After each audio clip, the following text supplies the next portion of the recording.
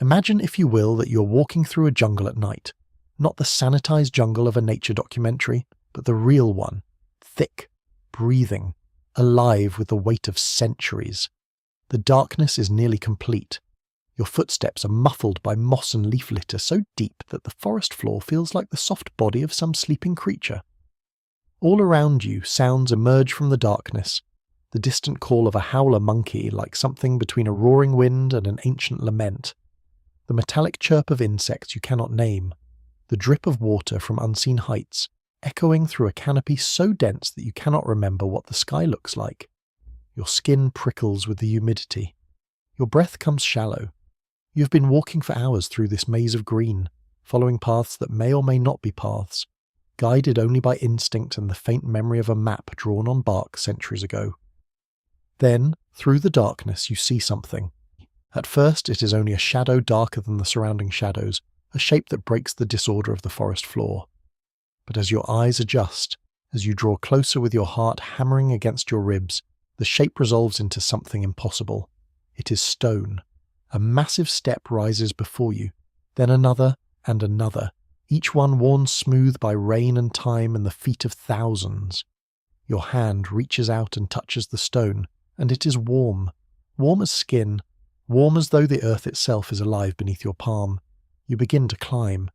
The steps are steep, built for legs that knew they might fail but climbed anyway, driven by devotion or hunger or fear or all three at once.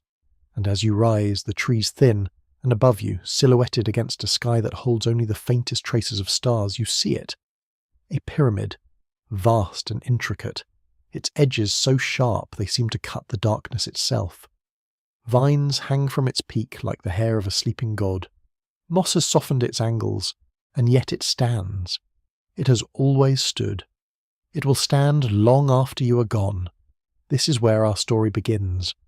Not in libraries or museums, but here, in the dark jungle, standing before the monuments of a people who built empires that seemed eternal, who developed mathematics and astronomy and writing systems that would not be matched by the old world for centuries, and who then, in a way that has puzzled and haunted historians for hundreds of years, gradually vanished into the very jungle from which they had carved their kingdoms.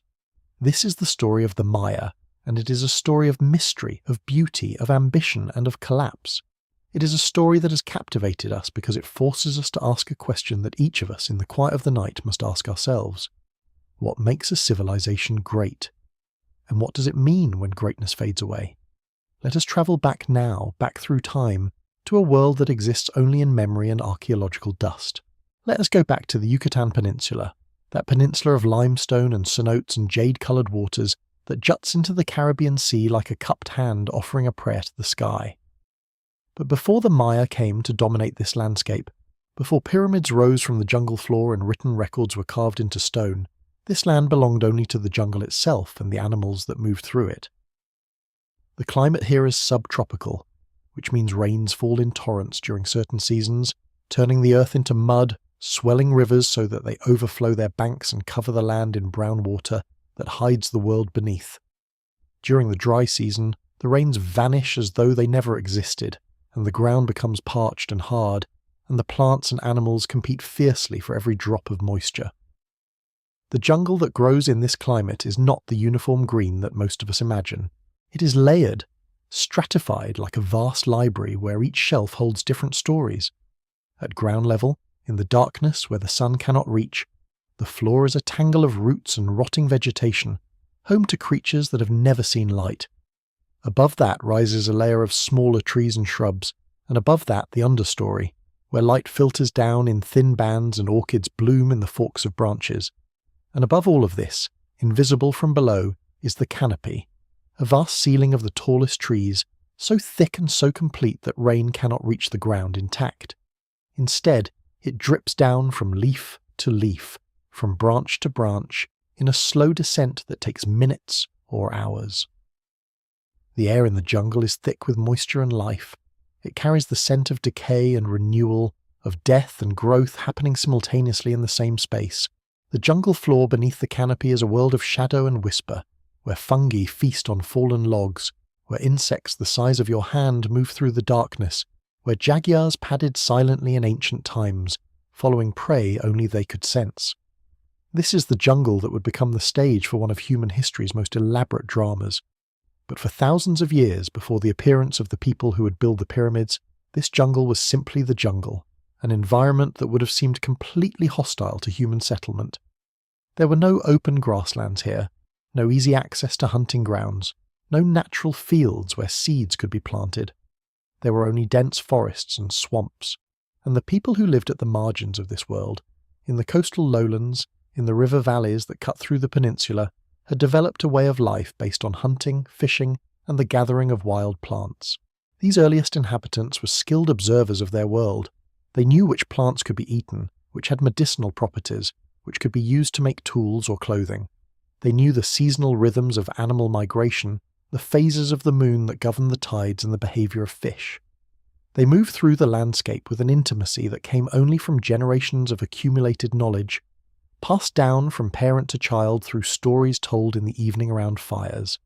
Their villages were small and scattered.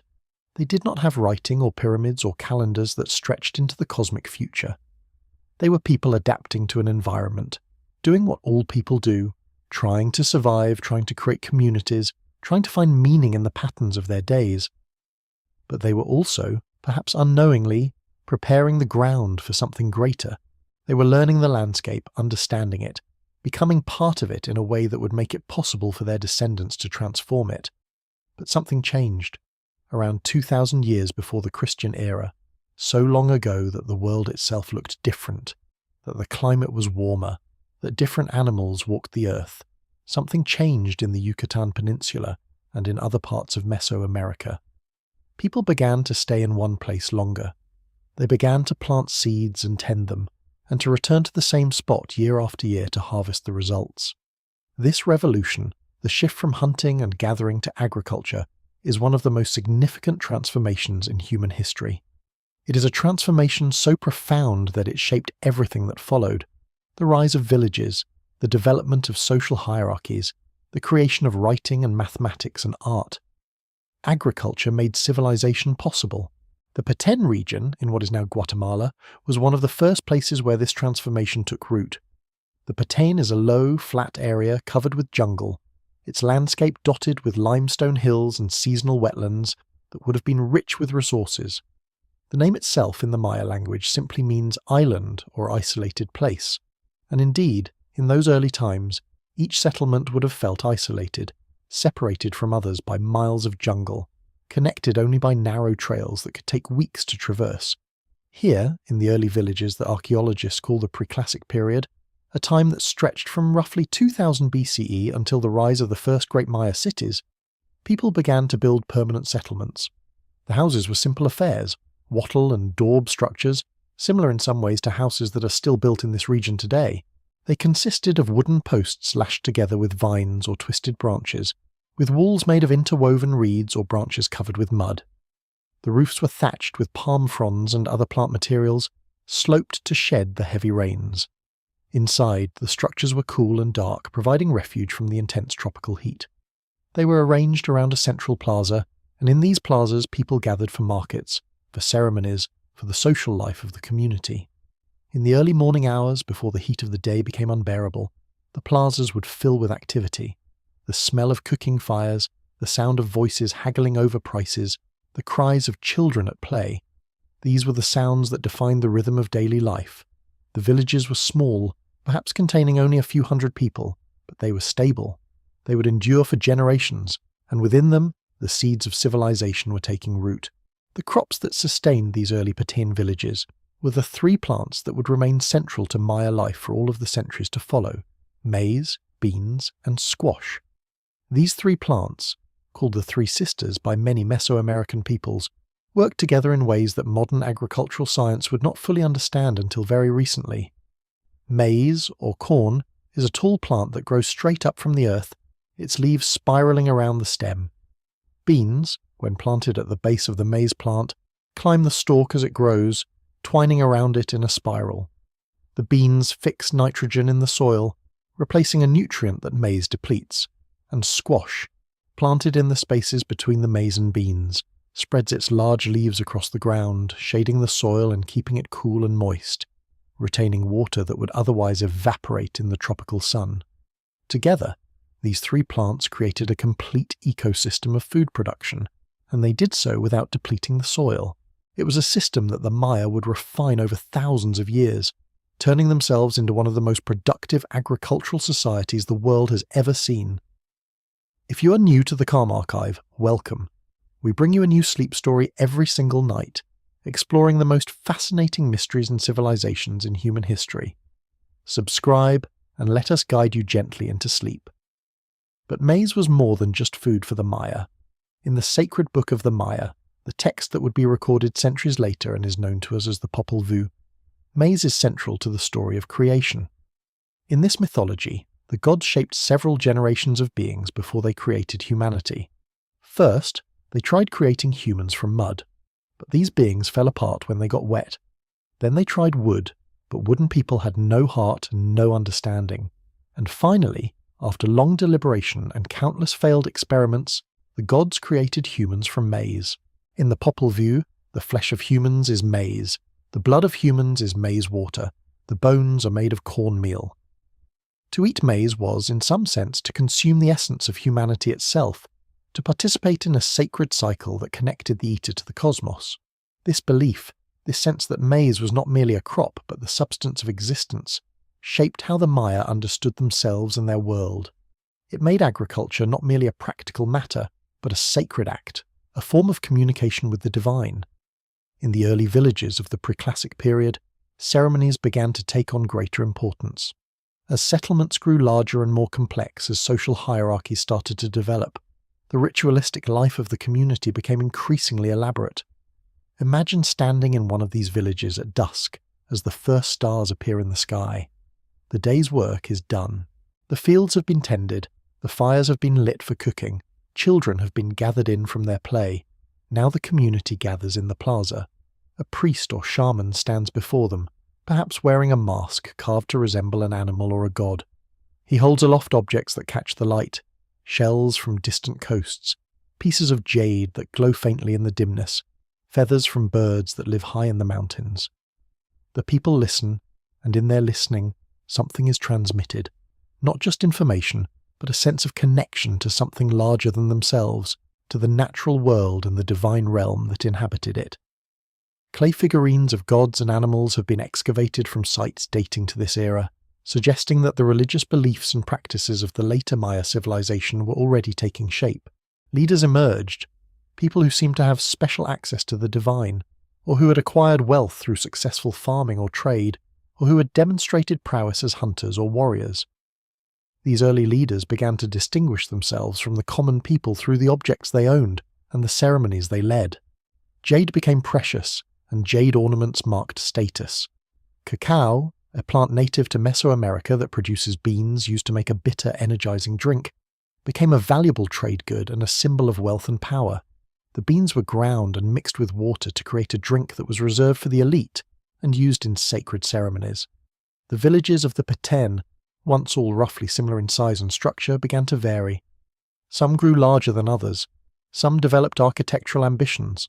The social world was becoming stratified, divided into ranks and hierarchies that would eventually solidify into the rigid class systems of the classic Maya civilization. Then, around 1500 years before the present, so approximately 3,500 years ago, something remarkable happened. Settlements in the Peten and other parts of the Yucatan Peninsula began to grow at an accelerated pace. What had been villages became towns, and towns became cities. Pyramids began to rise from the jungle floor. The largest of these early Maya cities was called Nakbe, and it emerged sometime in the early pre-classic period as a center of power and sacred knowledge. Nakbe was not the largest city the Maya would ever build. That distinction belongs to other sites, which we will encounter as our story unfolds. But it was one of the first, and it established a pattern that would be followed throughout Maya civilization. At the center of the city was a vast ceremonial plaza, a rectangular space cleared of jungle and surrounded by pyramids and palaces. The pyramids were not simple structures. They were complex arrangements of platforms and staircases, with temples crowning their peaks. The tallest pyramids in Nakbe rose 70 feet or more above the jungle floor, and from their summits, priests and kings could stand and address the city below, or conduct rituals that connected the earthly realm to the realm of the gods.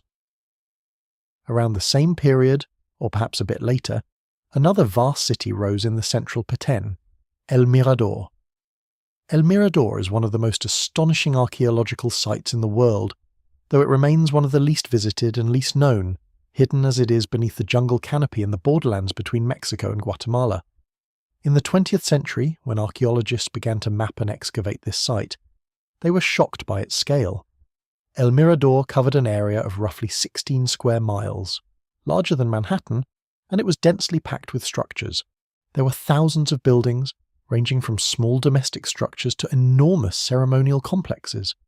There were ball courts, where sacred games were played. There were royal palaces, where the elite of the city lived and conducted business. There were small pyramids by the hundreds and great pyramids by the dozens. And at the centre of the city, dominating the landscape, was a pyramid called La Danta. La Danta is one of the largest structures ever built by human hands. To give a sense of its scale, it covers an area of roughly 5 acres at its base, more than 13 acres if you count the entire platform complex of which it is a part. Its peak rises 230 feet above the jungle floor, and some estimates suggest it is even taller. Its volume, the sheer amount of stone and earth contained within it, is greater than the Great Pyramid of Giza. When La Danta was built, beginning around the 5th century BCE, the Maya peoples had not developed the technology of the wheel or the domesticated beast of burden. Everything, every single stone, every basket of earth, was moved by human hands. To construct La Danta, to quarry the limestone, to haul it across the jungle, to stack it in this vast monument, would have required the coordination of tens of thousands of workers, sustained labour over many years, and a level of organisational complexity that speaks to a highly sophisticated social order. The fact that the Maya could accomplish this feat in the jungle, in a landscape that seems designed to resist human ambition, is a testament to their ingenuity, their will, and their deep connection to their religious beliefs. What inspired such extraordinary efforts? The answer lies partly in religious conviction. The pyramids were not built to house the kings or to serve as monuments to human vanity in the modern sense. They were built as sacred structures, places where the boundary between the earthly and divine realms grew thin. The temple at the summit of a pyramid was a liminal space, a place where a priest or king could stand at the highest point humans could reach and attempt to communicate with the gods who dwelt in the heavens. Imagine standing atop La Danta at dawn, 230 feet above the jungle floor, watching the sun rise over the vast canopy beneath your feet. The world is different from this height. You can see for miles, can understand the shape and scope of your civilization in a way that is impossible from ground level. You can see smoke rising from the fires of distant settlements. You can see the paths worn by the feet of thousands connecting one city to another. From this vantage point, time itself seems different.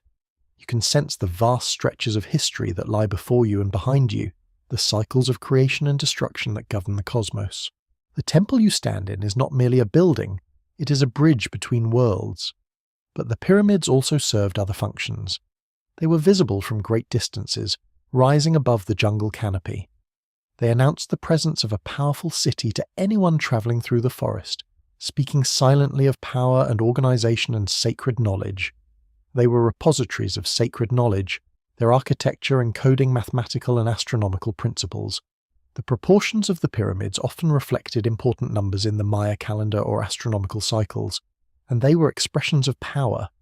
The ability to command the labour of thousands, to extract resources from the surrounding countryside to feed and organise a population engaged in non-productive labour. These were the hallmarks of a civilization that had achieved remarkable sophistication. It is around this time, in the context of these great cities and their monumental architecture, that the Maya developed a system of writing. The origins of Maya writing are not entirely clear. There may have been earlier writing systems in Mesoamerica that influenced the Maya, or the Maya may have invented writing independently in response to their own needs.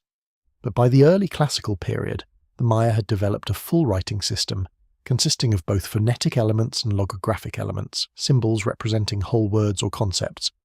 This writing system was primarily used for recording religious and dynastic information, the names of kings and gods, the dates of important events, the histories of the royal lineages, the names of battle captives.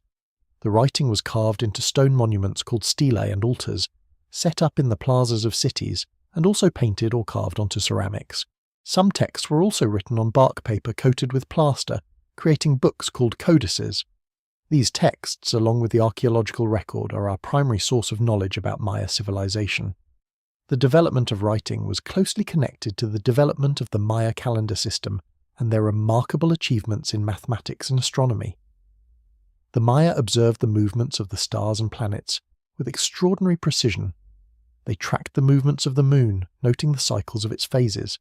They tracked the planet Venus, understanding that the morning and evening star were the same object, and they were able to predict the appearance of Venus in the sky hundreds of years in advance. They noted the occurrence of solar and lunar eclipses, and they worked out the mathematical relationships that govern eclipses, making predictions that, even now, when we check them against modern astronomical calculations, are remarkably accurate. In order to record and work with these astronomical observations, the Maya developed a numerical system. Most ancient civilizations used what are called additive systems, where a symbol for 10 plus a symbol for 1 means 11. The Maya, by contrast, developed a positional system, similar in principle to the decimal system we use today. In a positional system, the value of a digit depends on its position.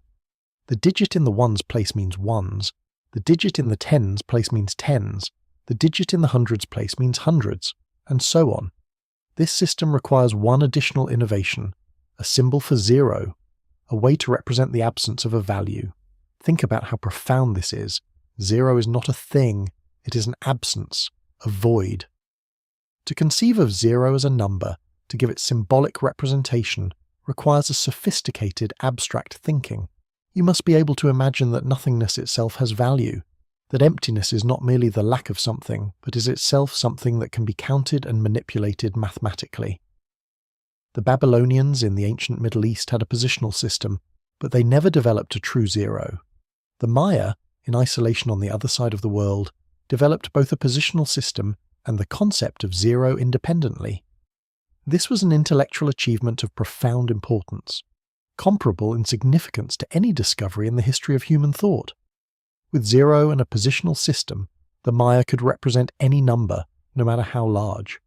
They could perform calculations with a speed and facility that would not be matched in Europe until the Hindu-Arabic numeral system was transmitted westward centuries later. The Maya put their mathematical prowess to use in creating an elaborate calendar system. Like many ancient peoples, the Maya observed that the Earth moves in cycles, the cycle of day and night, the cycle of the lunar month, the cycle of seasons, the cycle of the planet Venus, and longer cycles stretching into years and centuries. They could see that what appears random and chaotic at first, the movements of the stars, the phases of the moon, the seasons of planting and harvest, all follows patterns. Once you understand the pattern, you can predict the future. Once you can predict, you have power, the power to plant at the right time, to perform ceremonies at auspicious moments, to understand that events you experience as individuals are part of a vast cosmic order. They attempted to measure and record these cycles with great precision.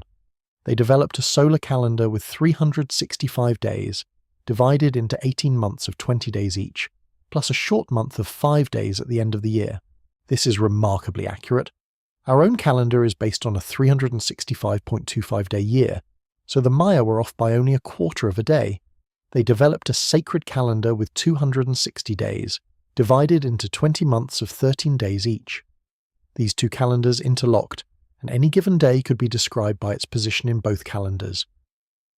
The intersection of the two calendars meant that any particular day would not occur again in the same combination for 18,980 days, a cycle of about 52 years.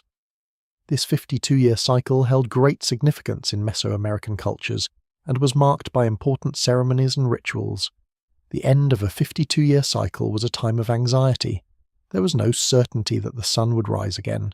The people would gather, would perform rituals, would wait in darkness for the moment when the celestial machinery would restart and a new cycle would begin. But the Maya went further. They developed the long count calendar, a system that measured time from a mythological creation date that scholars have calculated to correspond with August 13th, 3114 BCE in our modern calendar. Imagine the mental leap required to do this. You must establish a fixed point in time, a moment so ancient that it is no longer human history but mythology. From this point, you measure forward. The long count measured time in a series of nested cycles. 20 days made a uinal, 18 uinals made a ton, 360 days, 20 tons made a katoon, 7,200 days, and 20 katoons made a baktoon, 144,000 days. In the long count system, any date could be expressed as a series of 5 numbers. The number of baktoons, katoons, tuns, uinals, and days that had elapsed since the mythological creation date. This system allowed the Maya to measure vast spans of time, stretching backwards and forwards. They could look back at the history of their civilization and see it as a small chapter in a much grander story, one involving the gods and the cosmos itself. When a Maya king looked at the long count date inscribed on a stone monument, he was contemplating not just his own reign, but his place in a sequence of creation and destruction that extended millions of years into the past and future. And looking forward, they could calculate that in the year 2012 of our modern calendar, the 13th Baktun would come to an end. The significance of this date is a matter of interpretation. Some scholars believe the Maya thought a new creation would occur at this point. Others believe it would simply mark the transition to a new Baktun. But it attests to the vast scope of Maya temporal thinking. They were operating on a scale of time that dwarfed the span of individual human lives, thinking about the cosmos as a living entity that moved through cycles of birth, death, and rebirth, just as humans did. All of this, the architecture, the writing, the calendrical and astronomical knowledge, emerged in the context of a complex hierarchically organized society.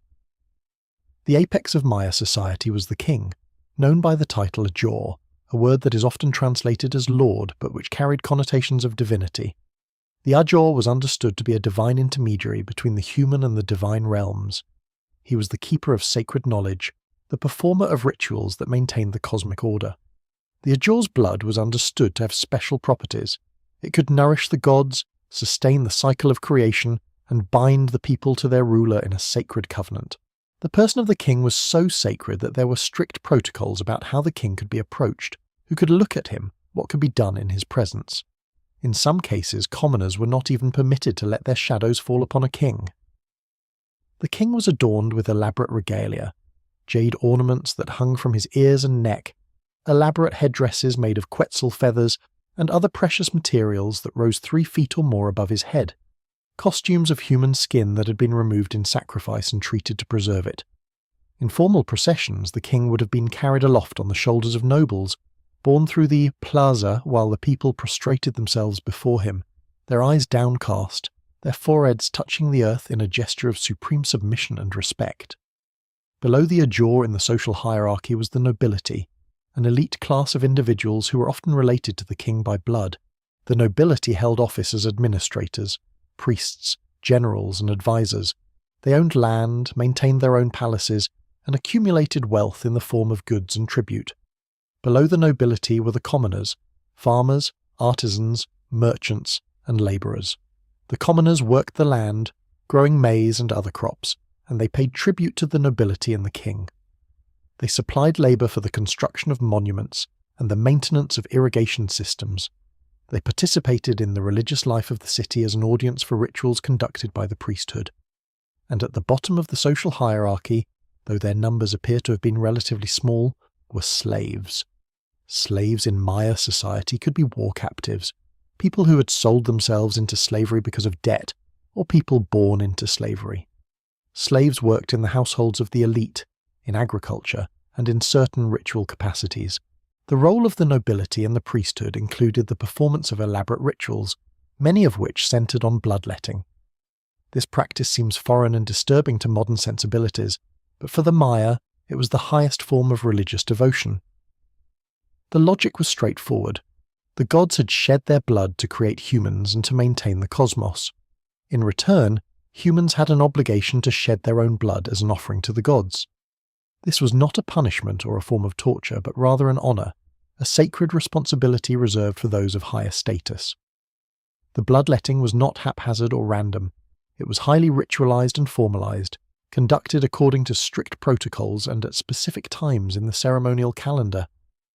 The most common form of bloodletting involved drawing thorned ropes or stingray spines through the tongue or the genitals. The pain was intense.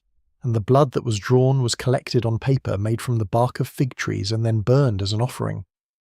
The Maya believed that the rising smoke carried their prayers and their blood directly to the gods in the heavens. Kings and nobles would sometimes perform this ritual in public ceremonies, standing before their people and demonstrating their willingness to endure pain in service to the cosmic order. Such displays were a form of power, not power exercised over others, but power demonstrated through submission to a higher authority, through alignment with divine will. Some sources suggest that bloodletting could also accompany warfare and human sacrifice. Prisoners of war would be brought to the summit of a pyramid and killed in a ritual context, their hearts removed and offered to the gods, their bodies sometimes rolled down the pyramid steps as a final humiliation and a return to the earth. These practices, which seem brutal to the modern observer, were deeply integrated into Maya religious belief and served important social functions. They demonstrated the power and authority of the king and the nobility, their willingness to endure pain in service to their people and their gods. They reinforced the cosmic order and the obligation of humans to maintain it. They bound the people to their rulers through shared participation in these rituals. And they were not unique to the Maya. Similar practices were found throughout Mesoamerica and in other parts of the world. As cities grew larger and more complex, they developed more elaborate forms of political organization. At first, each city was independent, ruled by its own king. But gradually, a more complex political landscape emerged, with some cities achieving dominance over others. A city like El Mirador, with its vast size and monumental architecture, would have had the power to extract tribute from smaller settlements and to project its influence across a large area. However, the evidence suggests that this influence was not total or centralized. The Maya city-states never unified into a single empire. They remained competitive and sometimes hostile toward one another, even as they shared a common culture, language, and belief system. This political fragmentation would have enormous consequences for the later development of Maya civilization. It meant that no single power could dominate the peninsula, but it also meant that conflicts between cities were persistent and that resources were often devoted to military competition rather than shared projects. Yet despite this political fragmentation, or perhaps because of it, Maya civilization flourished. The pre-classic period saw a remarkable flourishing of Maya culture. Cities grew rapidly. Monumental architecture became increasingly ambitious. Trade networks connected the Patean to distant regions, bringing exotic goods like obsidian from the highlands of Guatemala, jade from the Motagua River Valley, and shells from the coasts. Writing developed and became more standardized. The calendar and astronomical knowledge became increasingly sophisticated. Population grew as the agricultural system improved and provided surplus to support larger non-farming populations. It was during this period that the foundations were laid for the flowering of Maya civilization that would follow. But the Maya were building something far more ambitious than temples and calendars, something more complex than cities and writing systems. They were building something that would make them the most advanced civilization in the Western Hemisphere for over 1,000 years. They were building a sophisticated culture that would reach heights of artistic and intellectual achievement that would not be surpassed in the Americas until the arrival of the Europeans. In doing so, they were creating a monument not only of stone, but of the human spirit itself, a testament to what humans could achieve through cooperation, ingenuity, and devotion. Yet within the foundations of this achievement, beneath the grandeur of the pyramids and the sophistication of the calendars, the seeds of future troubles were already being sown. The civilization we now know as the Maya did not suddenly emerge from nothing. It had been building layer upon layer for centuries before the moment we are about to enter, a golden age so breathtaking in its achievements that archaeologists still struggle to fully comprehend how it was even possible. We are speaking of the Classic period, that magnificent span from 250 to 900 Common Era, when Maya civilization reached its absolute zenith. During these 6.5 centuries, the Maya would construct some of the most extraordinary cities the ancient world has ever known. They would master mathematics, astronomy, and writing in ways that would not be matched in Europe for centuries to come. They would build monuments so enduring that we can still see them today, still feel the presence of those who built them, still stand beneath their shadows and wonder at the hands that raised them. Imagine yourself in the year 600 of the Common Era. Imagine walking through the dense jungle of what we now call Guatemala, the Petén region, where the tallest trees form a canopy so thick that the light barely touches the forest floor. You're approaching one of the great city centres of Maya civilization, Tikal. You have been walking for days, perhaps weeks, your feet sore from the path, your legs weary from the humidity. But then, through the thick vegetation, you see it, a thin line rising above the trees, sharp and unmistakable against the sky. A pyramid. Not just any pyramid, but the tallest structure you have ever seen, reaching up and up into the heavens as if the Maya themselves had built a staircase to touch the gods. This is Temple 4, and it stands approximately 65 meters, over 200 feet tall. In the year 600, it would have been even more impressive, its stone surfaces covered in white stucco that gleamed in the sunlight, painted with elaborate designs in bright reds and yellows and blues.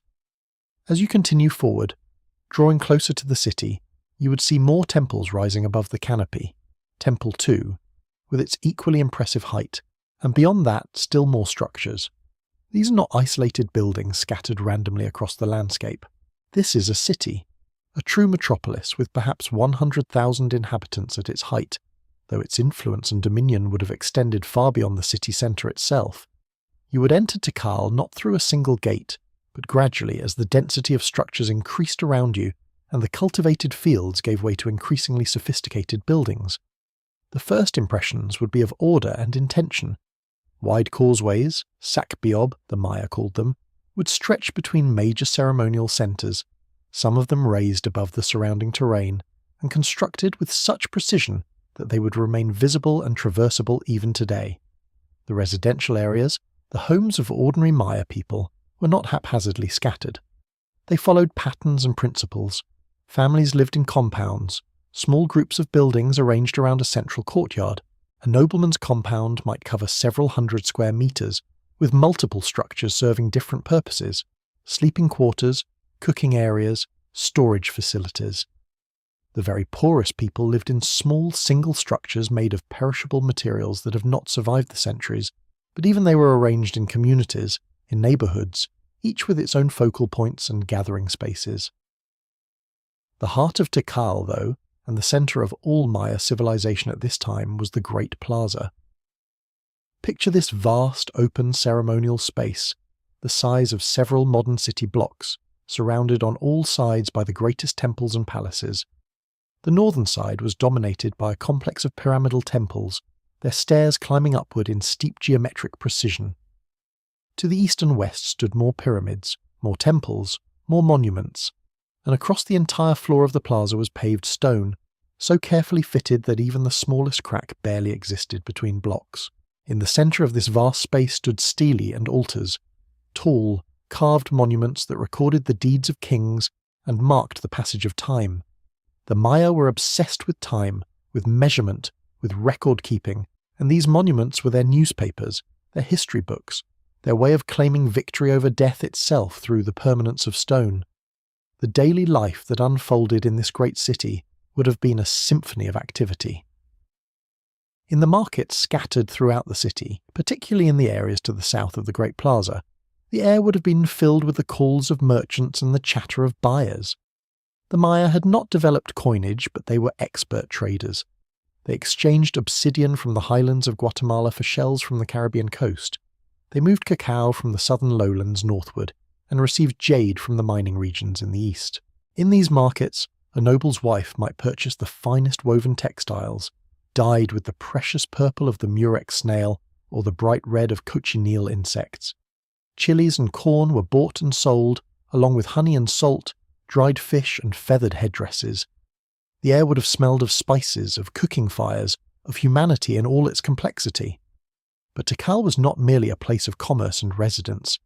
It was a place of ritual and power, and nowhere was this more evident than in the ball courts. Imagine a rectangular playing field, roughly 130 meters long, almost the length of an American football field, with vertical walls rising on either side, walls that could be as high as 8 or 9 meters. These walls, positioned at ground level on the longer sides of the court, had stone rings carved into them, positioned high on the walls, roughly where a basketball hoop would be, though these rings were only about the size of a human head. This was Pok to Pok, the sacred ball game of the Maya, a game that had been played for well over 1,000 years at the time of the Classic period.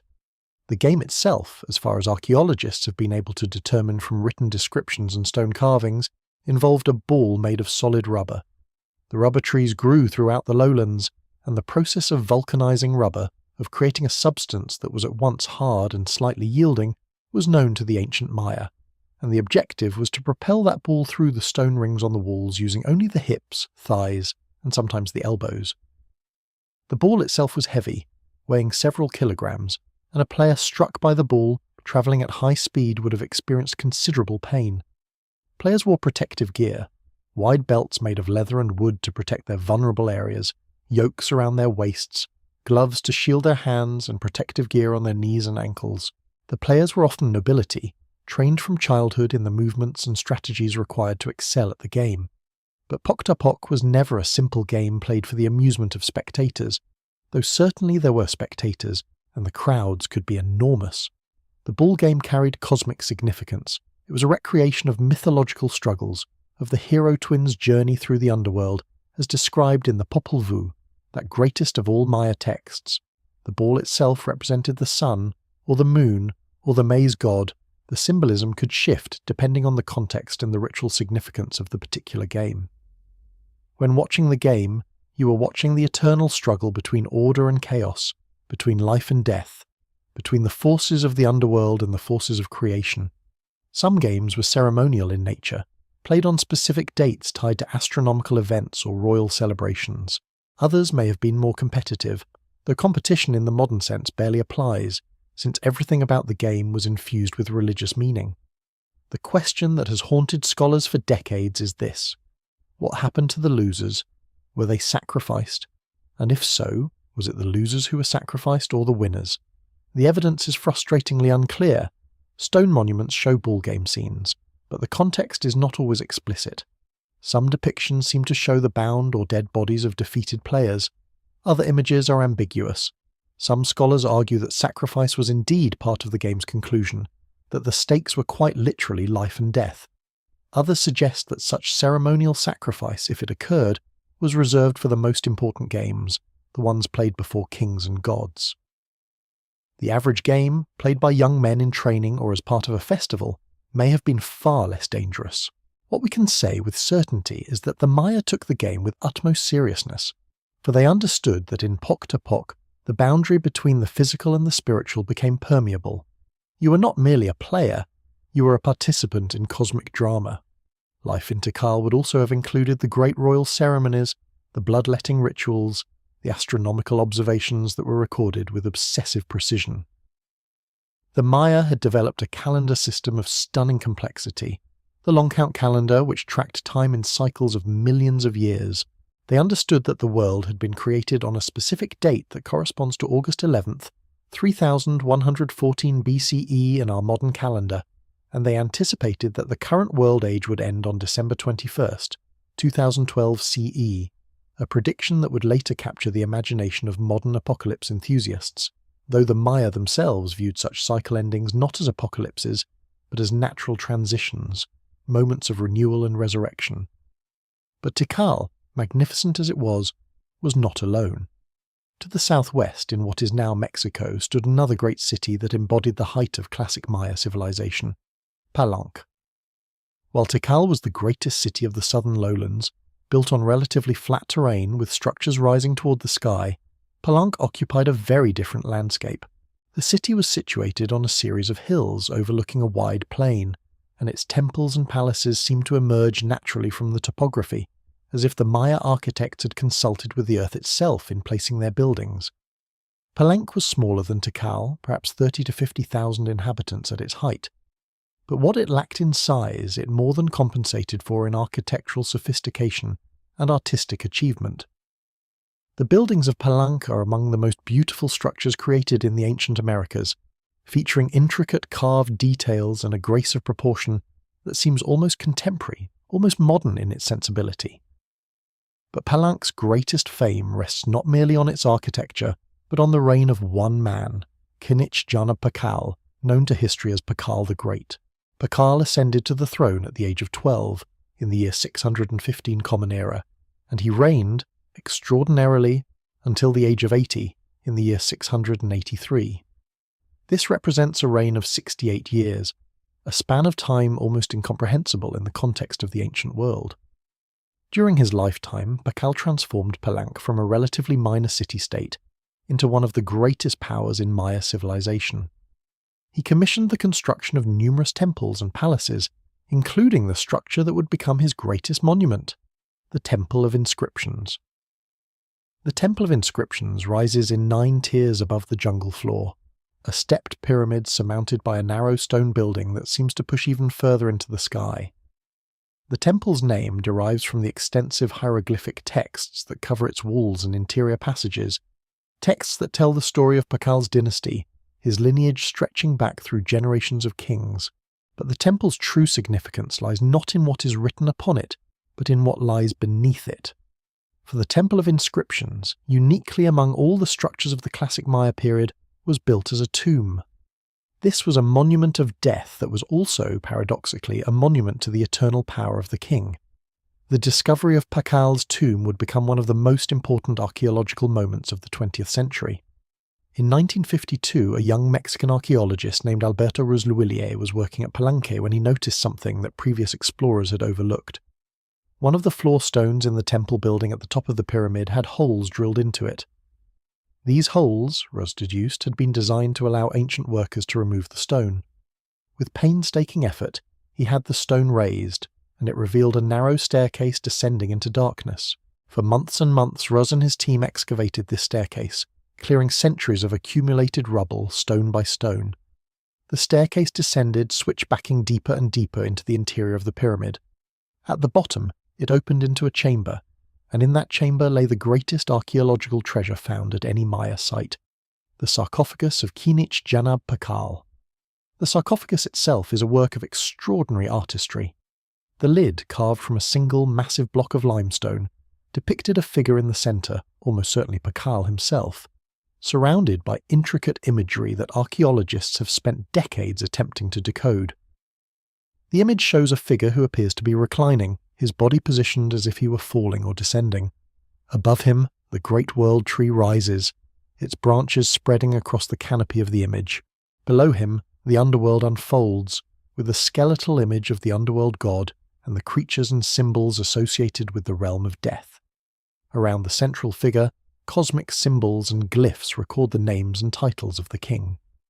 When photographs of the sarcophagus lid were first published, particularly in the 1968, they sparked one of the most persistent and peculiar misinterpretations in the history of Maya studies.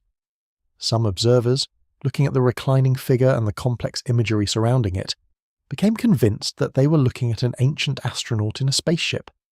The figure, they argued, was Pakal himself, seated in some kind of spacecraft, peering into instruments and controls. The world tree above was actually a rocket trajectory. The creatures and symbols surrounding him were not religious icons but alien technology. This interpretation, which has been thoroughly debunked by generations of scholars familiar with Maya artistic conventions and religious symbolism, nonetheless captivated the popular imagination. It appeared in sensationalized documentaries and books claiming to reveal hidden truths about ancient civilizations and extraterrestrial contact. The reality, as understood by anyone with genuine knowledge of Maya culture, is far more wondrous than any science fiction fantasy. The sarcophagus lid depicts not an astronaut, but a king, a mortal man who understood that his greatest power lay not in technology, but in his relationship to the cosmos and to the divine. The figure is Pakal, descending into the underworld at the moment of death, following the same path that the maize god had followed before his resurrection, reenacting the mythological journey described in the Popol Vuh. He descends as a mortal, but in descending he participates in the eternal cycle of creation and renewal that the Maya believed governed all existence. The world tree is not a rocket but the axis mundi, the central pillar of the cosmos that connects the underworld to the earthly realm to the heavens above. To the Maya, this was not ancient history, this was the most profound truth about existence itself. The tomb in which Pakal was placed contained treasures beyond measure. His skeleton, when found, was adorned with jade ornaments, a jade collar, jade bracelets, jade rings. A jade mosaic mask fitted over the skull of the king preserved his features in the most precious material known to the Maya. Around the sarcophagus lay offerings, pottery vessels, carved jade, shells, and the skeletal remains of individuals who may have been sacrificed to accompany the king into the next world. The chamber itself was designed to be sealed, and after Pakal's body was placed within the sarcophagus, the stone was positioned to cover it, the chamber was sealed, and the staircase was filled with rubble. The temple above was constructed as a permanent monument to this burial, a house for the king that would endure for all eternity, or as long as stone itself could stand. Palenque was not the only great city-state to achieve prominence during the Classic period. Far to the south, in what is now Honduras, stood another great Maya center, Copan. Copan occupied a different ecological niche than either Tikal or Palenque. It was situated in a river valley in the highlands of Central America, a place of considerable rainfall and fertile soil. The city never reached the size of Tikal, but it became renowned throughout the Maya world for one thing in particular: its hieroglyphic inscriptions. The Maya, as a literate people, produced written texts. These texts, carved on stone monuments and painted on pottery, served as the primary source of historical information about the ancient Maya. Archaeologists and epigraphers, scholars who specialize in deciphering ancient scripts, have spent decades learning to read these inscriptions, and Copan provided some of their most abundant material. Running down a hillside at Copan, the Maya constructed what is known as the hieroglyphic stairway. This structure, built in the 8th century Common Era, consists of a series of steps rising up a hillside, and covering these steps, literally integrated into the steps themselves, are carved glyphs. Over 2,000 individual glyphs run up the side of this stairway, making it the longest continuous Maya text yet discovered. The text records the history and genealogy of the royal dynasty at Copan, naming individual kings, recording their accomplishments, and marking important dates in the city's history. The stairway is, in essence, a history book written in stone, a permanent record of the rulers who built Copan and guided its destiny. But the existence of such grand cities, of such enormous concentration of power and wealth and intellectual achievement, inevitably created tension. The Maya were not a unified empire under a single ruler. They were instead a collection of competing city-states, each with its own ruler, each attempting to establish dominance over its neighbours. Some city-states were larger and more powerful than others. Some occupied strategic positions that gave them control over valuable trade routes, and inevitably this led to conflict. The archaeological record shows evidence of constant warfare during the Classic period. Some scholars have identified what they call Star Wars events, specific dates when astronomical alignments of particular planets, especially Venus, were considered auspicious for military campaigns.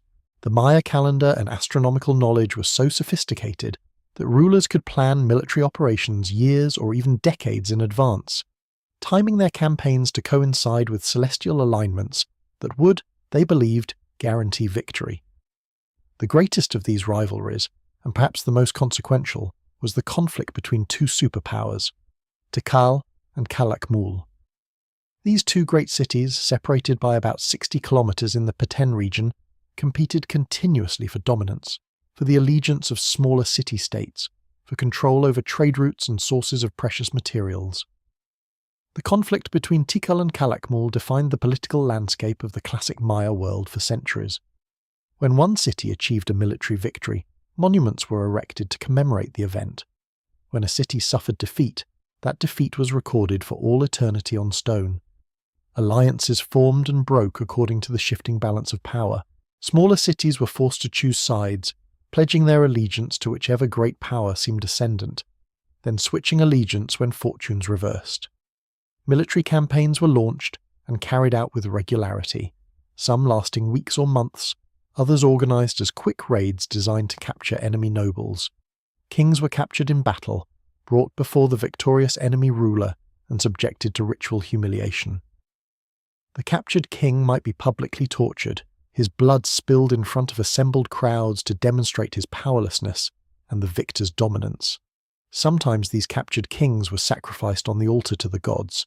Sometimes they were enslaved or held for ransom. Always the victor sought to demonstrate supremacy not merely on the battlefield, but in the cosmic and spiritual realm.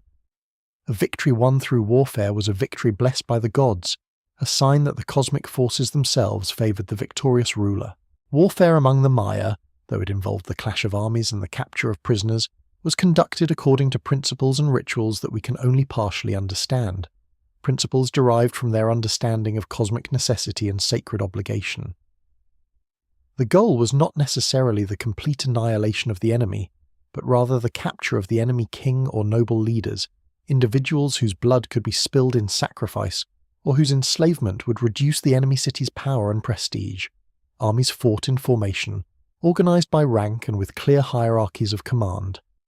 There is some evidence that they used military technology, bows, spears, shields, and protective armor, made from quilted cotton that could resist the impact of stone weapons, though much of the fighting may also have involved hand-to-hand combat with wooden clubs studded with obsidian and chert, weapons that could deliver devastating wounds. The psychological and spiritual dimensions of warfare were equally important as the physical clash of arms. A victorious ruler would commission monuments celebrating his triumph, monuments carved with the names of his enemies and recording the details of his conquest in elaborate hieroglyphic texts. The captured enemy would be displayed in public ceremonies, paraded before crowds in the Great Plaza, sometimes bound or tortured as a demonstration of the victor's power and the vanquished enemy's shame. These ceremonies often lasted for days, with ritual bloodletting and public humiliation, serving to cement the victor's authority in the eyes of his own people, and to send a clear message of dominance to any potential challengers. Chichen Itza, located in the northern part of Yucatan Peninsula in present-day Mexico, represented a different phase of Maya civilization and a different approach to political and religious organization. While the southern lowland cities like Tikal and Palenque were built in the deep jungle, on sites chosen for their strategic and economic advantages, Chichen Itza was constructed on a plateau, in what was then a more sparsely populated region. The city appears to have been deliberately planned, with major structures arranged with mathematical precision. At its centre stands the pyramid known as the Kukulkan Temple, a structure of such geometric perfection that it seems almost too modern, too exact, to have been constructed by ancient peoples. The Kukulkan Temple, also known as El Castillo, is a step pyramid with a unique property. During the spring and autumn equinoxes, the 2 days in the year when day and night are of equal length, the setting sun creates a shadow on the side of the pyramid that resembles a serpent, the shadow literally travelling down the pyramid's side over the course of several hours. This phenomenon is not accidental. It was deliberately engineered by the Maya architects, calculated with such precision that the shadow aligns perfectly with the carved serpent head at the base of the pyramid. The entire structure is, in a sense, an astronomical machine designed to link the movements of the heavens with the stones of the earth. But perhaps the most sacred spaces in Maya civilization were not the pyramids themselves, but rather the cenotes, natural sinkholes caused by the collapse of limestone bedrock beneath which underground rivers flowed. The Yucatan Peninsula is built almost entirely on porous limestone, riddled with underground streams and rivers. Over millennia, water dissolves the limestone, creating vast caverns. Eventually, the roof of a cavern collapses, creating a sinkhole. Some cenotes formed small ponds, barely large enough to drink from. Others were vast underground lakes of such beauty that they seemed to belong to another world, one suspended between the earth and sky. To the Maya, cenotes were not merely geographical features or sources of fresh water, though water was precious indeed in a land that had no natural rivers or permanent surface streams. They were gateways between worlds. They were sacred portals that opened directly into the underworld, into Xibalba, the realm of death and mystery and divine knowledge where the gods themselves dwelled, and where the souls of the dead journeyed after the body had perished. The word cenote itself comes from the Maya language, from zonot, meaning sacred well. Some cenotes were entered through sinkholes that opened directly on the surface, dropping sheer for dozens of meters before reaching the water below. Others had cave entrances, their mouths decorated with carved stone markers and placed in strategic positions that aligned with astronomical events. The Maya peoples made pilgrimages to cenotes, journeys undertaken across great distances, sometimes lasting weeks as pilgrims walked through the jungle to reach these sacred sites. They made offerings to them, jade objects worked into the shapes of gods and animals, pottery vessels filled with precious goods, couple incense burned at the water's edge, and sometimes they made the ultimate offering, human sacrifice. At a cenote called the Sacred Cenote at Chichen Itza, archaeologists have recovered thousands of artifacts from the bottom of the water, objects that had been cast down into the depths as offerings to the gods, jade carvings, gold objects of extraordinary craftsmanship, pottery, obsidian blades, and the skeletal remains of human beings, individuals likely sacrificed during times of drought or plague or other calamities when the Maya people desperately sought divine intervention to save their world. At other cenotes, underwater chambers decorated with cave paintings of ancient dates suggest that shamans entered these liminal spaces, wading through underground streams and climbing through narrow passages to reach these hidden sanctums, seeking communion with the divine and with the ancestors whose spirits dwelled in the dark waters. The religious understanding that animated all of this, the building of cities, the playing of ball games, the making of war, the journey through cenotes, was based on a cosmology of stunning complexity. The Maya understood the universe as a layered structure. Above the earthly realm were 13 heavens, stacked one above another, each inhabited by specific gods and powers. Below the earthly realm were 9 underworlds, each with its own characteristics and its own dangers. At the centre of this multi-part cosmos was the axis mundi, the world tree, what the Maya called the Waka Chan. This tree connected all levels of existence. Its roots extended down into the underworld. Its trunk rose through the earthly realm, the home of humans. Its branches stretched into the heavens above. Everything that existed, gods, humans, animals, plants, stars, seasons, existed in relationship to this central axis. Movement, change, growth, and decay all unfolded along this vertical line connecting heaven, earth, and underworld. The gods themselves were numerous and complex, each with multiple manifestations and responsibilities, each representing different aspects of the cosmos and human existence. Chak was the god of rain and thunder, a deity of immense power and unpredictability, represented in stone carvings as a fierce being with a long protruding nose and marked teeth, his mouth open as if in the act of speech, wielding the tools of lightning and storm. Chak inhabited the highest reaches of the 13 heavens, and he was both giver and destroyer. During the rainy season, Chak was benevolent, opening the sky and bringing the life-giving water without which nothing could grow.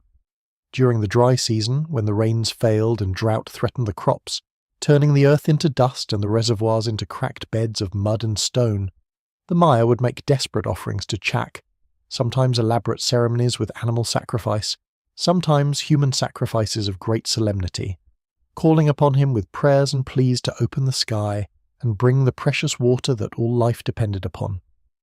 Itzamna was the creator god, the oldest and wisest of all the deities, the supreme power who had been present at the moment of creation and had set in motion the processes through which the world was made. Itzamna was sometimes depicted as an old man with a large crooked nose and an air of great dignity, sometimes as a supernatural creature combining features of birds and reptiles, his form expressing his connection to all of creation. Itzamna had brought forth the creation of the world through sacrifice and power, but his role was not merely in the distant past, locked in the moment when the cosmos came into being. He continued to maintain and sustain creation in every moment, to ensure that the cycles of time and nature continued to turn, that the sun rose each morning, that the seasons followed their proper order, that the maize god continued his eternal cycle of death and resurrection. And then there was the maize god, perhaps the most important deity in Maya religion after the supreme creator. The maize god was depicted as a youthful, beautiful male figure, sometimes with corn plants emerging from his head. The maize god represented not merely the crop that was the staff of life for the Maya people, but also the cycle of death and resurrection, of descent and ascent.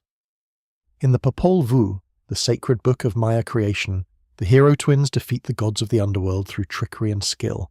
The hero twins succeed in their quest, and as a reward for their victory they resurrect the maize god, who had been killed and hidden in the underworld. This resurrection of the maize god was not merely a mythological event. It was understood as a template for all renewal, all restoration, all hope. Just as the maize god had died and been reborn, so too could the dead be reborn. So too could crops grow from seeds placed in the ground. So too could the sun set in the evening and rise again in the morning. The entire cycle of existence was contained within the story of the maize god's death and resurrection. The Popol Vuh itself is one of the most remarkable documents to survive from the ancient Americas. Written down in the 16th century by Maya hands using the Roman alphabet, The Popol Vuh preserves in written form stories that had been transmitted orally for centuries, perhaps millennia, recited by firelight in the great houses of noble families, told and retold until the words had the quality of ancient stone, worn smooth by time, yet unchanging in meaning. The text opens not with a genealogy of kings or a record of conquest, but with an account of the creation of the world itself. Before anything existed, there was only the primordial ocean, vast and boundless, calm and still. From this void, the sky and the earth were created by the gods. The gods attempted to create human beings, but their first attempts failed. Humans made from mud were too fragile, dissolving in water and incapable of speech. Then came wooden beings, soulless and empty, lacking compassion and memory. Finally, the gods discovered maize, the sacred corn plant that had been hidden in a secret place. From maize, ground into flour and mixed with water, they shaped humans who were good and worthy, humans who could think and remember, who could understand the gods and offer them proper worship. The hero twins, called Hunahpu and Ixbalanque in the Popol Vuh, were the ancestors of the Maya people. The text relates their adventures and their battles. When the gods of the underworld, the lords of Xibalba, challenged the hero twins to a game of poc-ta-poc, the twins accepted, understanding that they were descending into the realm of death itself. Xibalba was filled with trials and horrors, rivers of blood, chambers of darkness, demons and monsters of every kind. But the hero twins used intelligence and trickery to overcome the obstacles. They deceived their enemies. They survived trials that would have killed ordinary mortals. Finally, they triumphed over the lords of Xibalba, and as their reward they were able to resurrect their father, who had been killed in an earlier game with the underworld lords. This resurrection of the father, and later the resurrection of the maize god, established the pattern that the Maya would themselves follow. Death was not final. Through ritual and ceremony, through correct understanding and right action, humans could participate in the great cycles of death and rebirth that governed existence. And yet, at the very height of their power, when these cities held hundreds of thousands of people, and their astronomers could predict eclipses centuries in advance, when the knowledge and achievements of the Maya had reached a summit that the world would not see matched again until the arrival of the Europeans more than 800 years in the future, something went terribly, catastrophically wrong. Between the 8th and 10th centuries of the Common Era, one by one, the great cities of the southern lowlands, Tikal, Palenque, Copan, Calakmul, and dozens of others, were abandoned. Not destroyed in the way that a city conquered by invaders might be ruined, not buried by some sudden disaster like an earthquake or a volcanic eruption. Abandoned. The people simply left. They walked away from the pyramids and temples and palaces that had been the centers of their civilization for centuries. Within a few generations, the jungle began to reclaim what the Maya had built. The stones were covered with vines, trees grew in the plazas, the great cities, which had once hosted hundreds of thousands of people, became silent except for the calls of birds and jaguars. This is the moment toward which we have been moving all along. This is the moment when the mystery truly begins. Why did they leave? What caused a civilization at the height of its power to collapse so completely? The answers are not simple, and they involve factors physical and social, environmental and political, astronomical and human. The answers lie in the next section of our journey through the night, through the story of the classic Maya collapse. But before we move forward into that mystery, take a moment to rest in what we have learned. Picture yourself once more in the great plaza of Tikal, surrounded by pyramids that reach toward the sky. Feel the weight of history, the presence of all those people who walked those same stones centuries ago. The mystery of why they left has not yet unfolded, but we know now who they were. A people of extraordinary achievement and profound spiritual understanding, a civilization that reached toward the divine through stone and knowledge and the careful observation of the heavens. And if you're still awake, if your mind has not yet drifted into sleep, consider. What would drive such a people to abandon everything they had built? What force could be strong enough to shatter the will of an entire civilization? The answers, as we shall see, are hiding in the records of the past, written in the rings of ancient trees, in the sediments of lake beds, in the very bones of the earth itself. But for now, let that question rest. Let your mind be calm. You are listening to the Calm Archive, where history becomes a doorway to sleep, where the stories of the past carry us gently toward rest and renewal. Close your eyes if you have not already. Let the story of the Maya settle into your mind like sediment into still water, slowly, gradually, until it becomes part of the dreams that will come in the hours ahead. Section 5. The Great Collapse and the Mysteries of Abandonment. Imagine standing at the edge of the 9th century, that pivotal threshold when something shifted in the ancient Maya world. A moment we cannot see, but can only reconstruct through the traces left behind, through the silences in the archaeological record, through the gradual stilling of voices that had echoed through these cities for centuries. The terminal classic period, as scholars call it, spans roughly 800 to 1000 CE, and during these 200 years, something happened that would reshape the entire trajectory of Maya civilization. Not a sudden cataclysm, not an overnight apocalypse, but a slow, grinding collapse. A civilization unraveling like thread pulled from cloth, disappearing first into the margins of history and then deeper still, into the green embrace of the jungle itself. The great cities of the southern lowlands began their decline incrementally, imperceptibly at first. In Tikal, that massive metropolis that had stood for nearly 2,000 years, construction slowed. The master stonecutters laid down their tools. The armies of workers who had shaped those soaring pyramids and intricate palaces stopped coming to the quarries. At Palenque, with its flowing aquifers and elegant architecture, the flow of new monuments ceased. Copan in Honduras fell silent. Calakmul, the great rival of Tikal, its twin in power and ambition, faded. One by one, the signature cities that had defined the Maya classic period entered a state of decline from which they would never recover. By 950 CE, the entire southern lowland region, that vast territory stretching across present-day Guatemala, Belize, and parts of Honduras, El Salvador and Mexico, had been largely abandoned.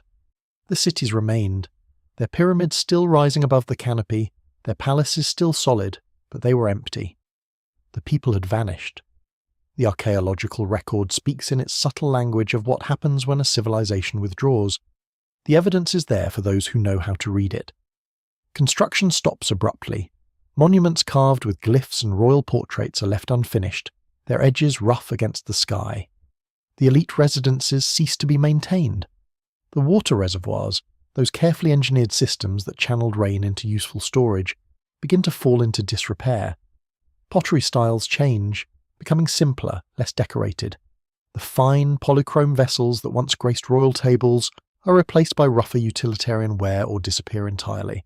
The population dwindles, first in the cities themselves, then in the surrounding agricultural zones. Archaeologists can measure this decline in settlement patterns, in the density of structures, in the distribution of pottery shards across the landscape. What emerges is a picture of systematic abandonment, of a civilization that did not perish in a single catastrophic moment, but gradually, methodically, ceased to exist in the form it had known. But why? This question haunts scholars and dreamers alike.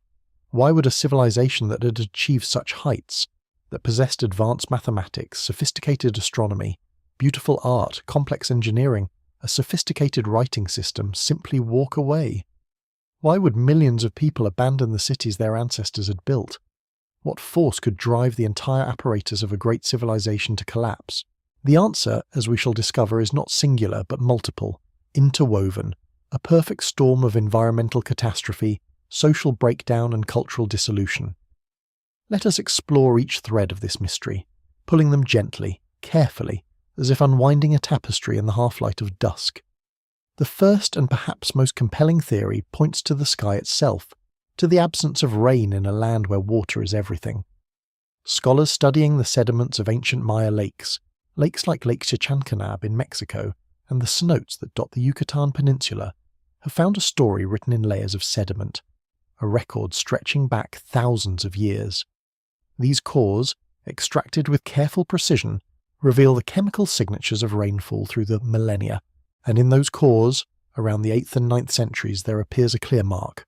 A prolonged period of drought, one of the worst in the entire Holocene, the entire geological epoch in which human civilization has flourished. This was not a single bad year, nor even a decade of insufficient rain. This was a mega drought, lasting decades, recurring in pulses throughout the 9th century.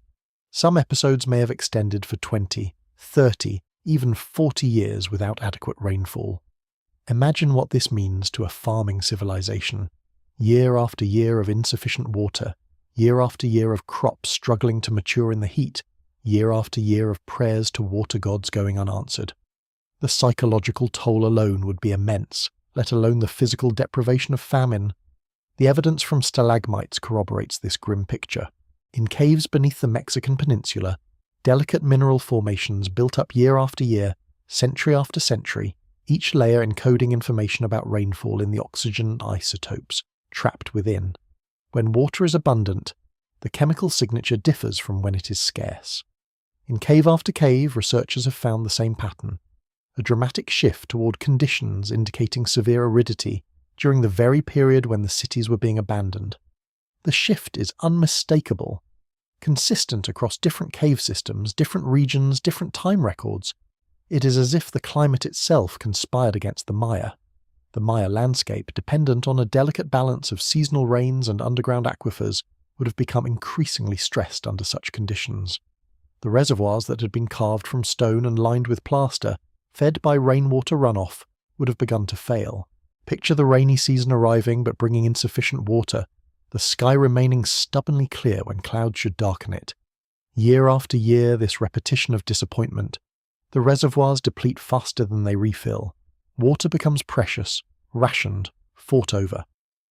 The sacred cenotes, those natural sinkholes that connected to underground aquifers and served as places of ritual and survival, would have shown lower water levels. Even these natural wonders, reliable sources of water for millennia, would have become unreliable. The Maya would have watched their sacred wells drying up, the physical embodiment of spiritual and practical catastrophe. For an agricultural civilization, drought is not merely hardship, it is civilizational death. The Maya had developed sophisticated systems of agriculture, including the construction of raised fields in wetland areas and terraced hillsides to maximize water retention, but these systems required water. When the rains failed, the harvests failed. The populations that the cities had supported, those millions of people living in the dense settlements of the southern lowlands, suddenly became unsustainable. A single failed harvest is difficult. 2 failed harvests in succession are catastrophic. 3, 4, 5 years of poor crops and the social order begins to fracture. The granaries empty. The food stores that had been carefully accumulated over years of plenty are consumed. Hunger spreads through the population like a disease. The skeletal remains of people from this period show the signs of chronic malnutrition, bones that did not grow properly, enamel lines on teeth that mark periods of illness and deprivation during childhood. Mothers gave birth to babies weakened by hunger. Children died at higher rates, the elderly perished. The city's strength, built on human numbers and agricultural surplus, crumbled from within.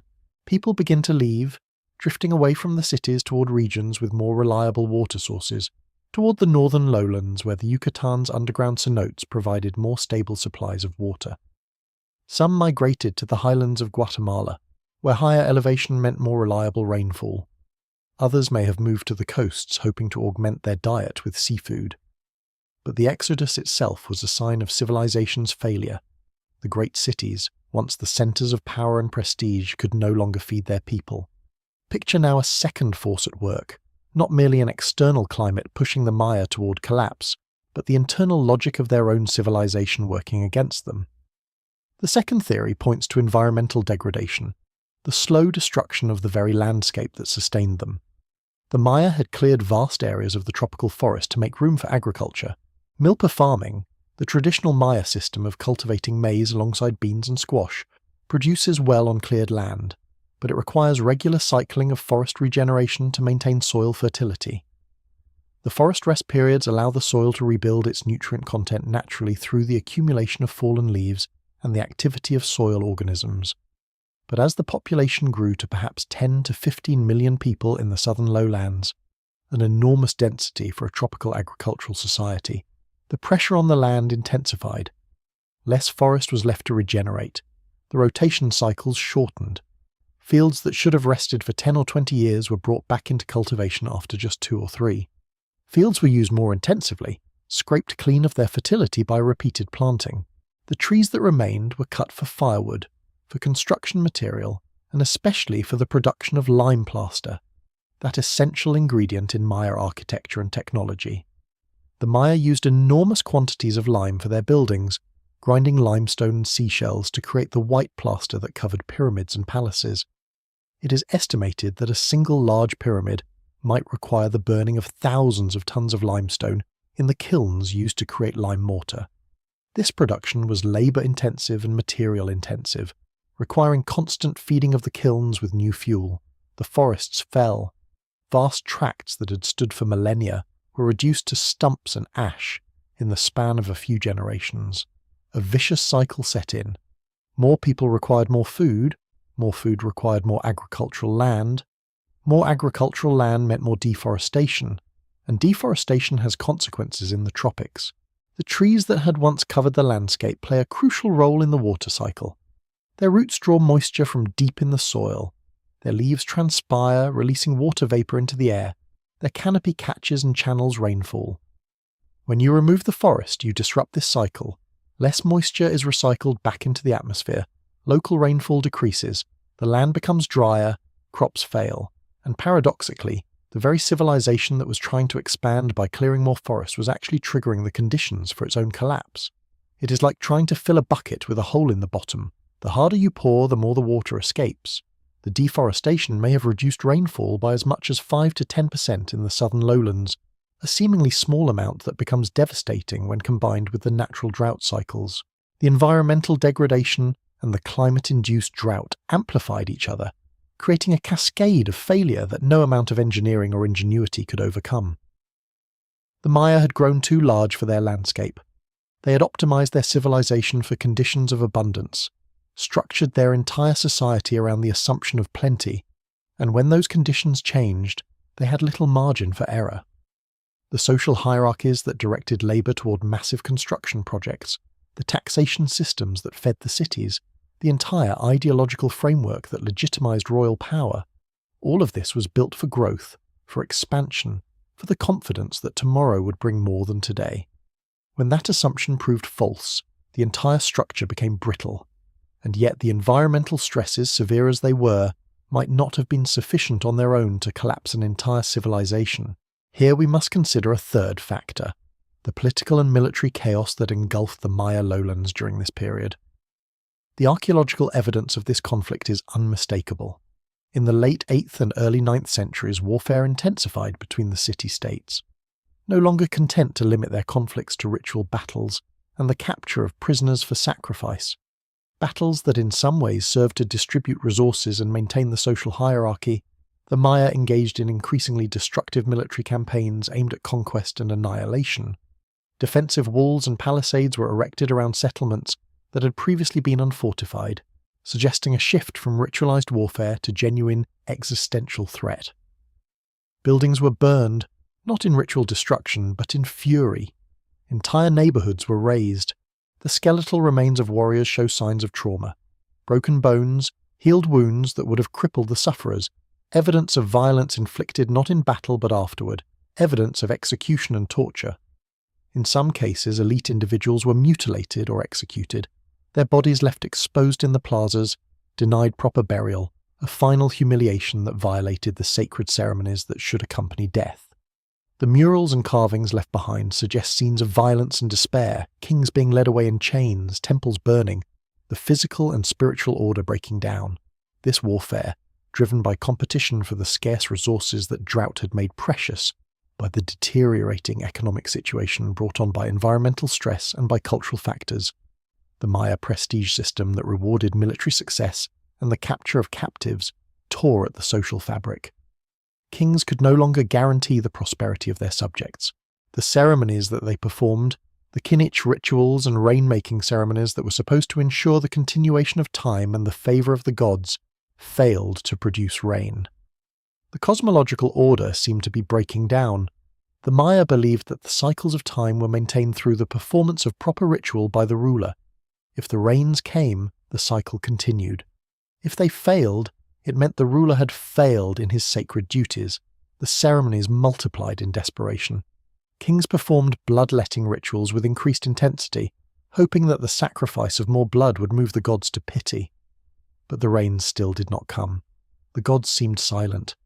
If the king could not secure adequate food for his people, if his rituals could not bring rain, if enemies were constantly harassing the city's borders and the city's defences were crumbling, then why follow him?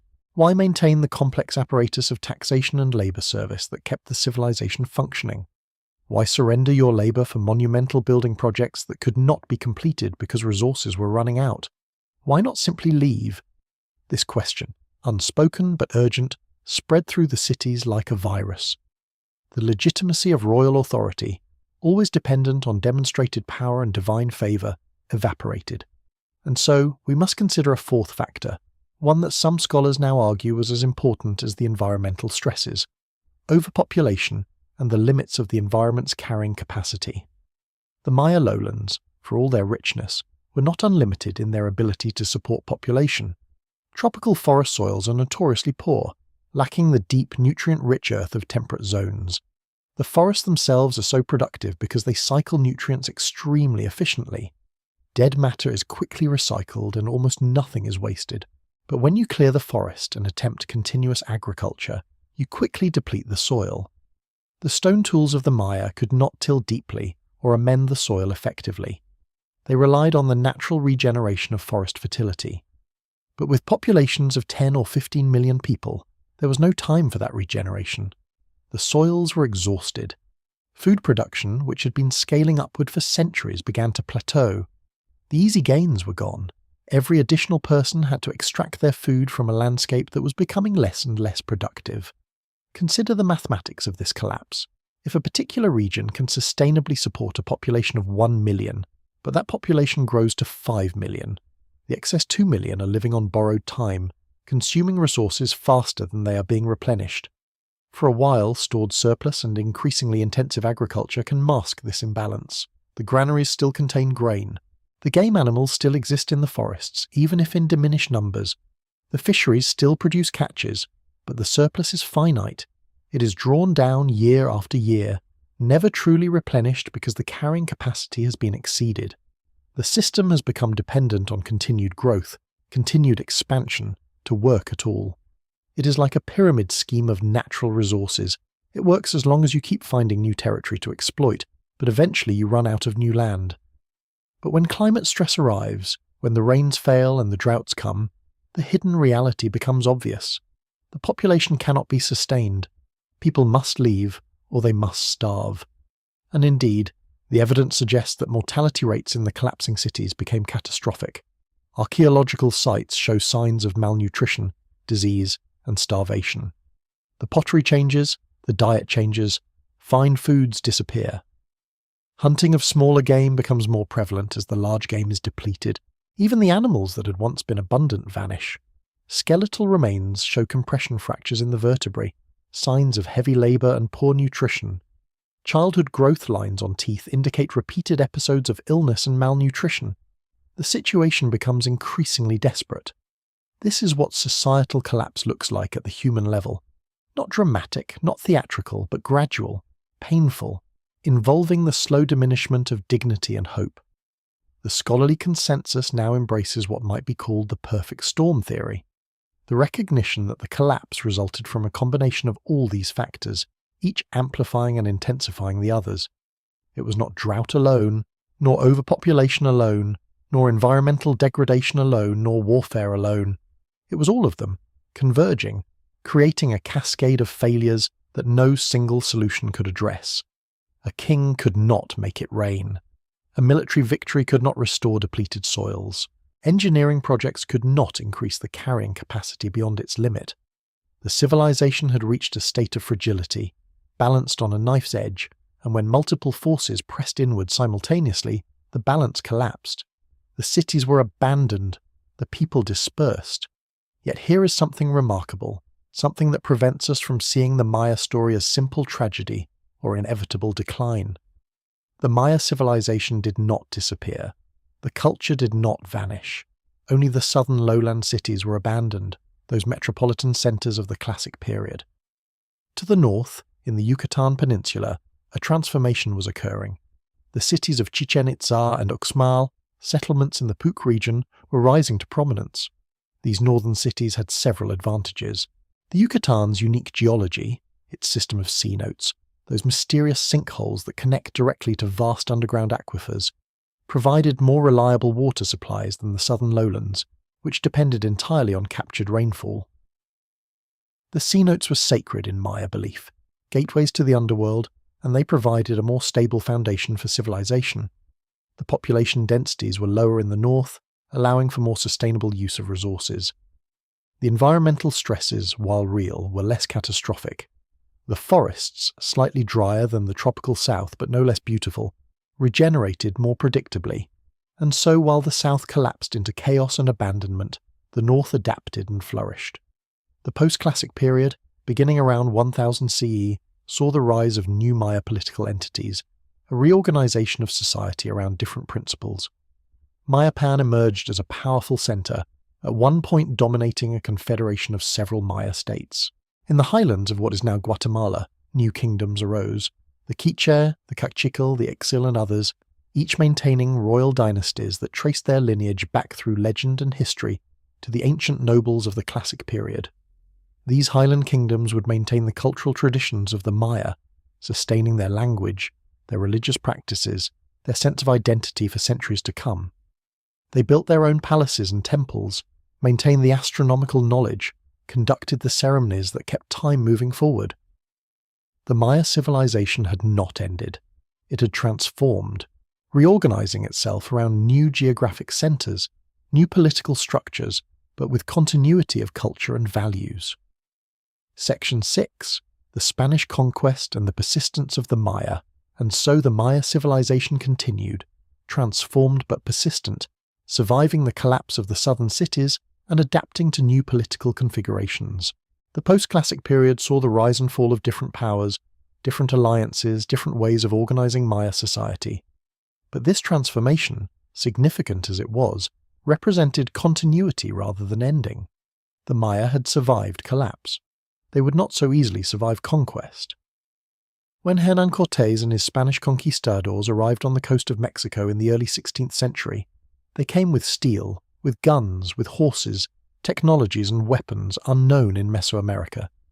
They came with ambition and disease and missionary zeal. They came seeking gold, seeking to establish Christian dominion over pagan lands, seeking to build empires for the Spanish crown and glory for themselves. Cortés and his forces initially focused their efforts on the Aztec Empire, that vast power centered in the Valley of Mexico with its great capital of Tenochtitlan. The conquest of the Aztecs was brutal and swift by the standards of warfare. The capital fell in 1521 after a siege of 90 days, its final defences breached, its last emperor captured. It seemed to the Spanish that with the fall of the Aztecs, the conquest of Mesoamerica was essentially complete. But the conquest of the Maya proved far more prolonged and far more difficult, a protracted conflict that would frustrate Spanish ambitions for generations. The Maya were not unified under a single empire as the Aztecs were. They were divided into dozens of independent city-states and kingdoms, each with its own rulers, each with its own traditions. There was no single authority to negotiate with, no central government to conquer and control. Instead, the Spanish had to fight their way through one Maya territory after another, a process that would take them 2 centuries, requiring more time and resources than the conquest of any other Mesoamerican power. The Yucatan Peninsula, where the Spanish focused their initial efforts, proved especially resistant. The dense jungle, the heat, the diseases unfamiliar to European bodies, the determination of the Maya people, all of these combined to make the conquest slow and costly. Spanish expeditions penetrated inland, establishing footholds, founding towns, attempting to impose control. But they encountered fierce resistance. The Maya, though lacking the steel and guns of the Spanish, were fierce fighters who knew the land intimately. They used guerrilla tactics, striking Spanish settlements and then retreating into the forest, where the Spanish cavalry and heavy armor were useless. They fortified positions, built defensive walls, organized coordinated resistance. The conquest of the Yucatan took decades, involving multiple expeditions, repeated battles, and sustained resistance. In the highlands of Guatemala, the conquest proceeded through a combination of military force and exploitation of existing divisions between Maya kingdoms. The Spanish played the different Quiche and Kaqchikal lords against one another, eventually subduing the region, But again, the process was neither quick nor easy. The Maya fought. They died. Tens of thousands of them succumbed to Spanish weapons, to Spanish-introduced diseases, to the brutality of conquest and forced labour. Yet they endured. And even as Spanish military power was overwhelming them, even as Spanish missionary orders, the Dominicans, the Franciscans, were establishing themselves, converting the population, building churches on the sites of Maya temples, the Maya culture persisted. The language survived.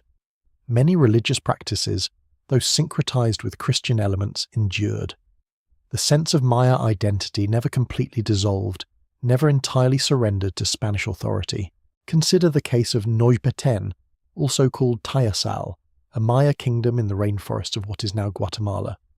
It was the last independent Maya kingdom, the last holdout against Spanish conquest. While other Maya territories had been subdued by the late 16th century, Noypeten survived in the remote jungle, isolated from Spanish authority, maintaining its independence through a combination of geographic isolation and military determination. For nearly 2 centuries, this small kingdom held out. Spanish forces attempted to conquer it multiple times and failed. It was not until 1697, nearly 200 years after Cortés first arrived in Mexico, that Noypeten finally fell to Spanish conquest. And even then, what killed it was not military defeat but disease. The Spanish had learned by this point that direct assault was less effective than siege and starvation. They cut off Noypeten's supplies, allowed disease and hunger to weaken the population, and eventually the city surrendered. But the Maya had proven something remarkable. Even facing overwhelming military odds, even isolated in an increasingly Spanish world, they could resist, they could persist, they could maintain their independence for nearly 2 centuries. Yet the conquest brought with it one of the greatest tragedies in human history, one that still haunts scholars and Maya people alike. Bishop Diego de Landa, a Spanish priest sent to the Yucatan to oversee the conversion of the Maya to Christianity, became convinced that the Maya codices, their bark paper books containing the accumulated knowledge of their civilization, were instruments of paganism and devil worship. These codices contained their religious texts, their astronomical knowledge, their historical records, their mathematical achievements. They were, in essence, the library of Maya civilization. And in the year 1562, Landa ordered a massive book burning. Thousands of these irreplaceable manuscripts were thrown into flames. Entire archives of knowledge, accumulated over centuries, were consumed in an instant. The loss was catastrophic. Only 4 Maya codices are known to have survived to the present day: the Dresden Codex, the Madrid Codex, the Paris Codex, and the Grolier Codex. Thousands of others perished in the flames. The irony, rich and bitter, is that Bishop Landa himself became one of our most valuable sources for understanding Maya culture. Before his arrival in the Yucatan, he had asked questions of the Maya people. He had observed their practices, their calendar, their writing system. And in the years following his destructive act, consumed perhaps by guilt, perhaps by a genuine desire to preserve some memory of what he had destroyed, he wrote a detailed account of Maya life and customs titled Relación de las Cosas de Yucatán, the account of the things of the Yucatan. In this work, Landa described Maya agriculture, their religious practices, their calendar, their writing, their social customs. The book is invaluable to modern scholars. It is one of our primary sources for understanding the Maya, and yet it exists as a kind of monument to contradiction. The work of the man who burned their books became the most important record of what those books contained. The Spanish conquest and the missionary effort did not erase the Maya. What it did was transform them, suppress them, hide them beneath layers of Spanish colonial authority and Catholic Christianity. But the Maya language persisted, spoken in secret, taught to children in whispers and quiet moments. The Maya people persisted, outwardly compliant, but inwardly maintaining their identity. And underneath the surface conformity to Spanish rule, many traditional practices endured. The ancient calendar, forbidden and driven underground, was still kept and remembered by those who had learned it. The numbers, the cycles, the sacred count of 260 days continued in hidden knowledge, passed from elder to youth in the darkness. The Milpa system of agriculture continued, for the Spanish needed food and the Maya knew no other way to grow it. The sense of community, the social structures based on kinship and reciprocal obligation, the artistic traditions encoded in weaving patterns and pottery designs, All of these found ways to survive, to adapt, to transmit themselves to new generations without drawing the attention of the authorities. The Maya civilization as it had existed in the classic and post-classic periods was gone, transformed beyond recognition. Its great cities crumbled and abandoned. But the Maya people remained, and they have remained to this day. In Mexico, in Guatemala, in Belize, in Honduras, and in El Salvador, millions of people still speak Maya languages. There are approximately 6 to 7 million Maya speakers today, an extraordinary continuity. The languages have changed, have incorporated Spanish words, have evolved away from their ancestors' speech, but they are recognizably continuous with the languages of their ancestors. You could record a contemporary Maya speaker, and an ancient Maya would recognize the structure, the sound patterns, the way concepts are expressed. They still practice many of the traditional arts, weaving, ceramics, textile work, and the designs carry forward symbolic meanings that have endured for centuries. They still celebrate festivals that blend Christian and pre-Christian elements, so thoroughly combined that it would be impossible to separate them. The altars of Catholic churches in Maya communities still contain offerings of copal incense, the sacred resin used in Maya ceremonies for millennia. They still know the milpa, still understand the relationship between people and land that has defined Maya civilization for thousands of years. Here at the Calm Archive, we recognize that the story of the Maya does not end with the Spanish conquest, does not conclude with the collapse of the classic cities. It continues to the present moment, written by living people who carry forward the traditions of their ancestors in a world that has transformed around them. But the jungle still holds secrets. The archaeological record is incomplete. In the depths of the rainforest, beneath layers of vegetation and soil, countless Maya cities and settlements remain undiscovered, slowly being reclaimed by the forest that their builders had once cleared.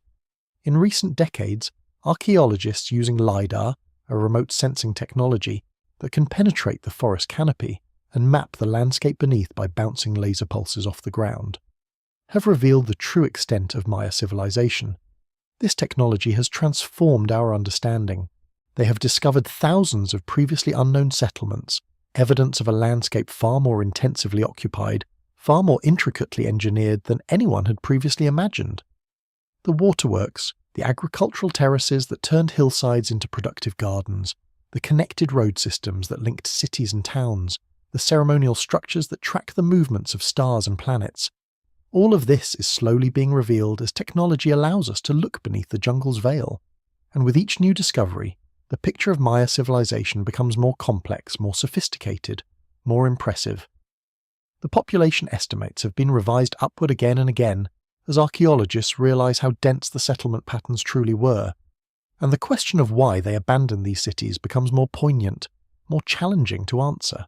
They built all of this, these cities, these systems, these monuments, engineering wonders that required deep knowledge of hydrology and architecture and mathematics, and then they walked away. Why would they leave behind such investment? What force was so powerful that even the desire to remain in a place built and occupied for centuries could not overcome it? Perhaps the answer is not that they abandoned something, but that they chose something else.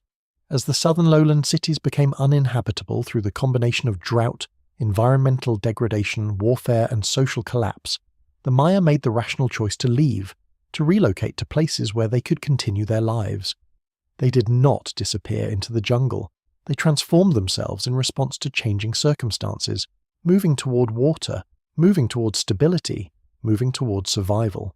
The jungle did not reclaim the cities through any malevolent force. The cities simply emptied as their inhabitants moved elsewhere, each family making decisions about where to go, which relatives to follow, which traditions to maintain in new places. The roads and waterways that had connected the Maya cities became migration routes. The knowledge that had been concentrated in the great centers dispersed throughout the region, carried in the memories of people who remembered how to build temples and read the stars, and the civilization continued, evolved, persisted. It persisted in the northern cities that became new centers of power. It persisted in the highland kingdoms that maintained royal dynasties and the old ways.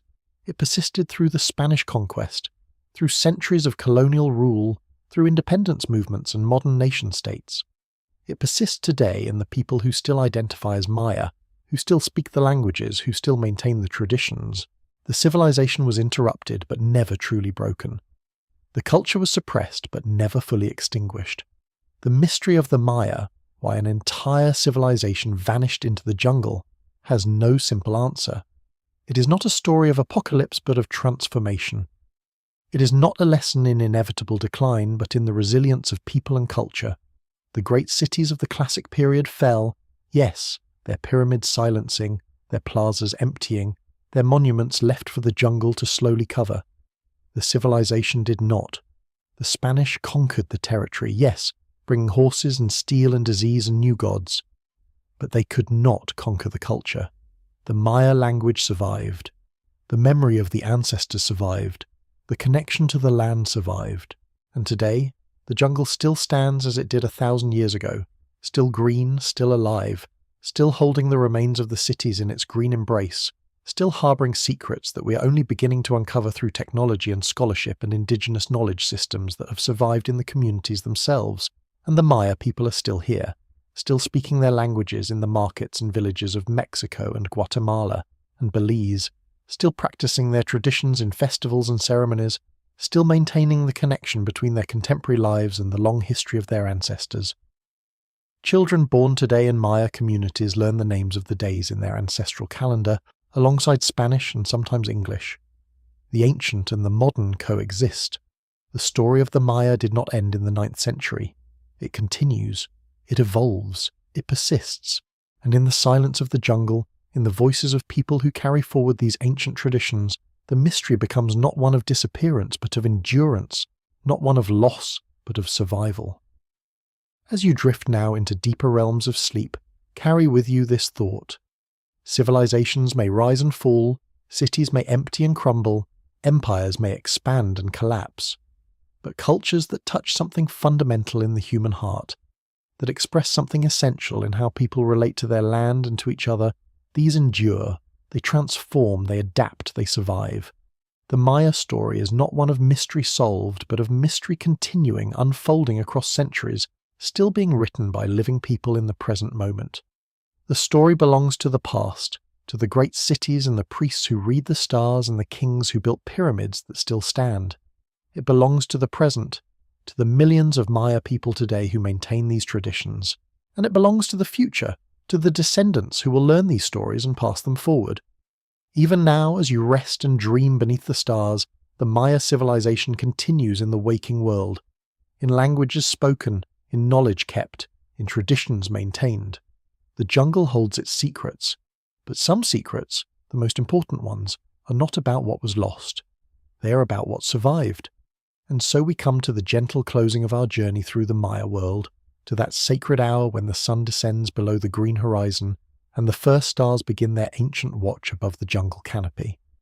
But before we drift into the sweet embrace of sleep, we must pause to consider the profound truth that has emerged from our expedition through time and stone and mystery. The Maya civilization did not vanish. No, dear friends, it transformed. And in that transformation lies the most profound lesson of all, one that speaks not only to history but to the very nature of continuity and change, of death and rebirth, cycles that mirror the pattern of sleep itself as it comes to claim you in these gentle hours. Let us turn our attention now to a truth that often escapes the notice of those who first encounter the ruins crumbling beneath the jungle. 6 million human beings today speak the languages of the Maya.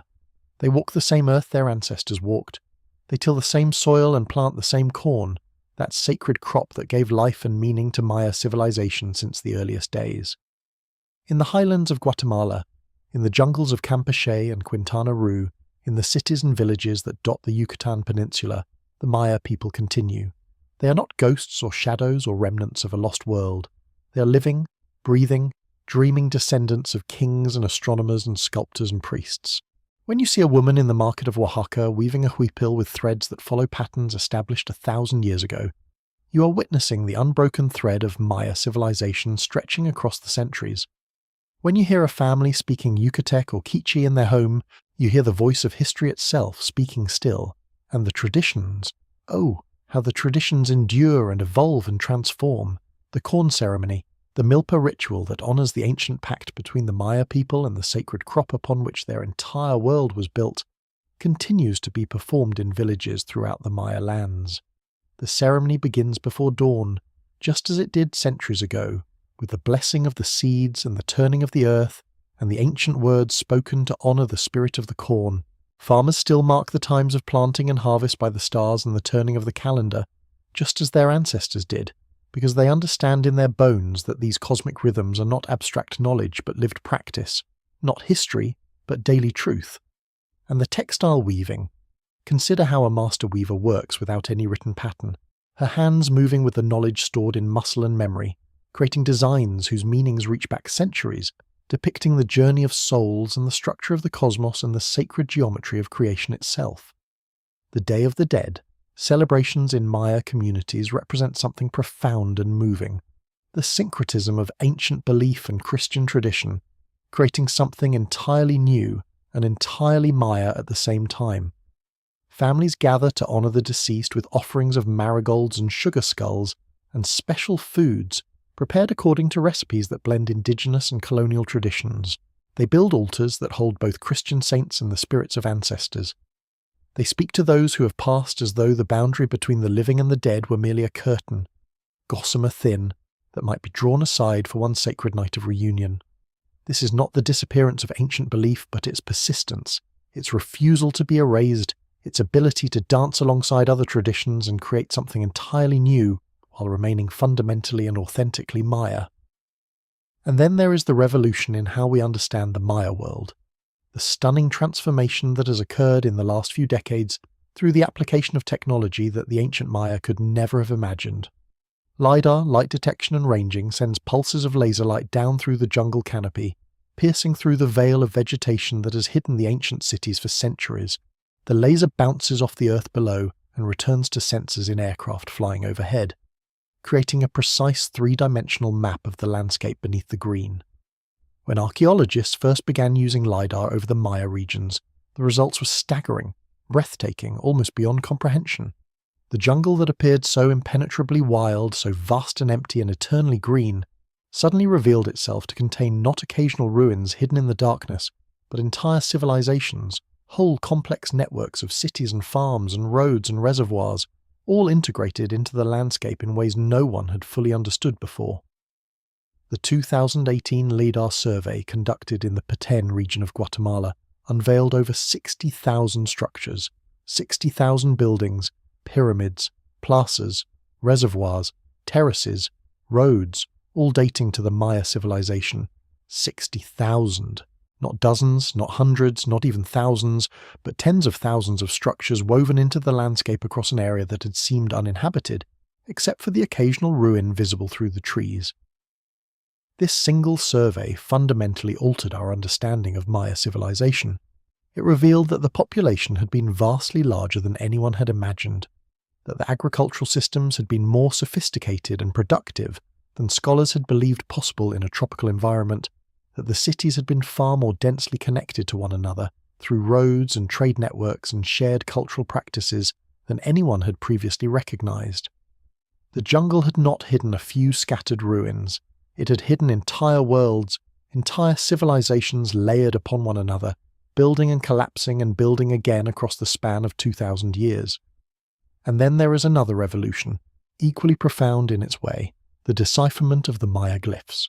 For centuries, the intricate carved inscriptions adorning the stelae and altars and temple walls seemed to be forever locked away, a mystery that might never yield its secrets.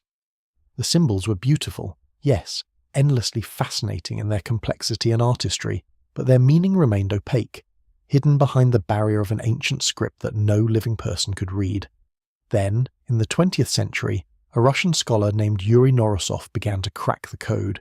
He recognized that the Maya writing system was not purely logographic, but combined logographs, symbols representing words with phonetic elements, symbols representing sounds. This was the key that unlocked the door. Building on Norosov's foundation, other scholars and epigraphers continued the work of decipherment, and eventually, through the efforts of researchers like David Stewart and countless others, we gained the ability to read the Maya texts.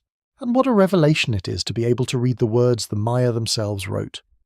We can now read the names of kings inscribed on monuments, tracing the genealogies of dynasties, and the complicated political alliances and rivalries that shaped the Maya world. We can read historical records that describe specific events: the ascension of a new ruler, the victory in a battle, the marriage of a princess to cement a political alliance, the accession of a child king, and the regency that guided the state until he came of age. We can read astronomical records that demonstrate with breathtaking precision the Maya understanding of the movements of the stars and planets, calculations so accurate that they rival those made by modern science. We can read religious texts and prayers and invocations to the gods. We can hear, across the gulf of centuries, the voices of priests and scribes and rulers speaking in their own words about their own world. The dead are no longer silent. The ancient cities speak. And yet, with all this new knowledge, with lidar revealing the true scale of Maya civilization, and with glyphic decipherment allowing us to read the texts with growing fluency, we find ourselves returned to our original mystery, now deepened and enriched but still profound. What does it mean for a civilization to collapse? For centuries, historians spoke of the Maya collapse, describing the abandonment of the great cities of the classic period around the year 900 of the Common Era as though it were a catastrophe, a failure, a sudden and complete ending of a great civilization. And certainly, there was genuine disruption and suffering during that period. Cities that had thrived for centuries were abandoned. The great tradition of monument building came to an end. The political systems that had structured the classic Maya world fragmented and fell apart. But now, with our deeper understanding, we recognize that the story is far more complex and nuanced than the word collapse suggests. The population did not vanish. It moved and relocated and reorganized itself into new political configurations. Some cities were abandoned, yes, but new ones were built in different locations. Some regions suffered depopulation, but others maintained or even increased their populations. The civilization transformed. It adapted. It changed from the highly centralized, monument-building, astrologically driven classic civilization into something different, the post-classic Maya world with its own characteristics, its own achievements, its own systems of governance and belief and artistic expression. And then, centuries later, the arrival of the Spanish conquistadors brought another, even more profound disruption. But even then, the Maya did not disappear. They endured. They adapted. They created new forms of their civilization that blended Spanish and indigenous elements into something entirely new. This brings us back to perhaps the most essential truth of all, dear friends, a truth that should settle into your mind like rain seeping into parched earth as you drift towards sleep. The Maya did not vanish into the jungle. The jungle instead became a place of concealment and preservation, protecting the physical traces of their world, the stones, the structures, the artifacts, while the living descendants of the Maya continued in villages and towns and cities throughout the Maya lands, maintaining and transforming and evolving their traditions. When we speak of the Maya civilization, we must not fall into the trap of treating it as a historical artifact, something of the past, something dead and gone, and only to be studied in museums and excavated from beneath the jungle floor. The Maya civilization is alive. It flows through 6 million people who speak Maya languages and practice Maya traditions and think in ways shaped by thousands of years of Maya history and culture. The stones may rest beneath the vines, but the living blood of the Maya people flows on, carrying forward the ancient wisdom and the ancient ways, changing and adapting but never broken, never truly severed from its roots. And now, as we prepare to release consciousness and drift downward into the realms of sleep, I invite you to imagine yourself deeper and deeper within the jungle itself. Feel the transition as the afternoon light begins to fade and the golden rays slanting through the canopy take on reddish hues. The air grows slightly cooler, though it remains warm and humid, caressing your skin with gentle moisture. The sounds begin to change. The daytime birds grow quiet. In their place, you hear the first calls of the howler monkeys, those magnificent creatures with voices that seem to come from the very depths of the earth and the sky simultaneously, a sound so primal and powerful that it carries across miles of jungle, a sound that the Maya heard every evening as the day surrendered to night, a sound that calls you downward toward rest. Settle yourself deeper into comfort as you imagine the canopy closing overhead, the leaves creating layer upon layer of shelter above you. filtering the last light of the day into dimmer and dimmer shades of green and shadow. The canopy creates a natural shelter, a sanctuary, a place where the world outside does not intrude, where the chaos and the noise of the modern world fades away into insignificance. Beneath the canopy, all is quiet, all is peaceful, all is still. The air smells of earth and rich vegetation, of moisture and growing things, of the endless cycle of life and death and renewal that creates the jungle's supreme vitality. Breathe in this air, dear friends. Let it fill your lungs and calm your nervous system. Breathe in deeply through your nose, drawing in the warm, humid jungle air, and as you do, feel the tension draining from your shoulders, from your jaw, from your forehead. Hold the breath for just a moment, feeling the aliveness within you. Then exhale slowly, releasing the tensions of the day, releasing the anxieties and worries that burden your waking mind. Let them float away like morning mist. Breathe in again and again. Let the rhythm of your breathing synchronize with the rhythm of the jungle, with the pulse of life all around you in the darkness. As the night deepens, imagine hearing the soft patter of rain beginning to fall on the canopy above. In the tropics, rain often comes at night, a gentle, persistent rain that feeds the jungle's endless hunger for water.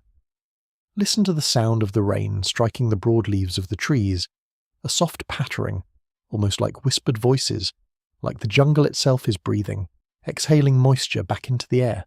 The rain creates a soothing, hypnotic sound, a natural white noise that has called creatures to sleep since time immemorial.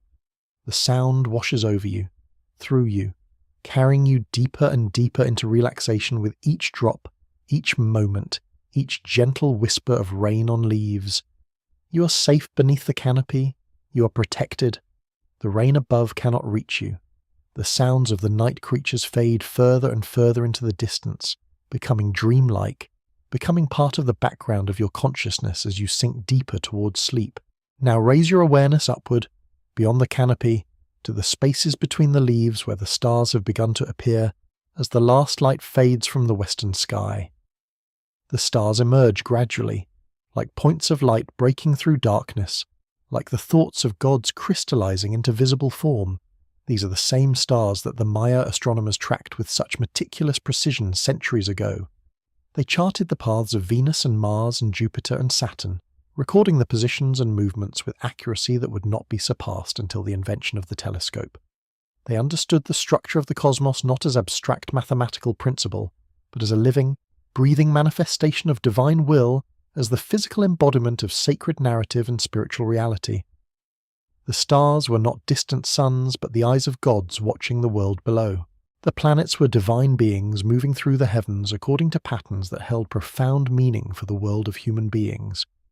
And most magnificent of all was the Milky Way, that river of light stretching across the night sky from horizon to horizon.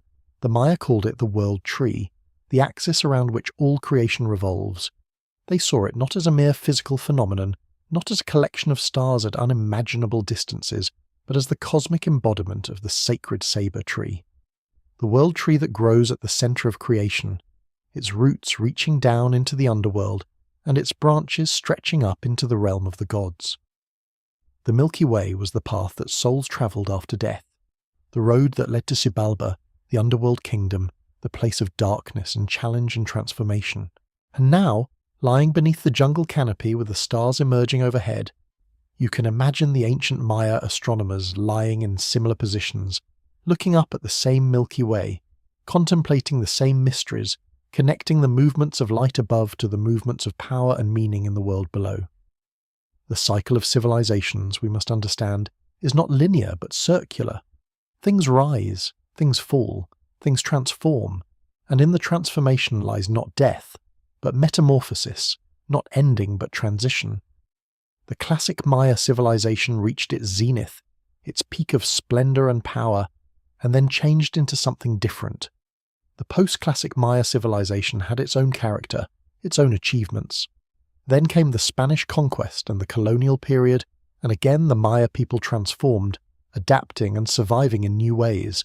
And now, in the 21st century, the Maya continue, maintaining ancient traditions while engaging with the modern world, proving once again that the pattern of life is not simple destruction and replacement, but endless cycles of birth and death and rebirth, of transformation and continuation, of cycles within cycles spinning onward through time.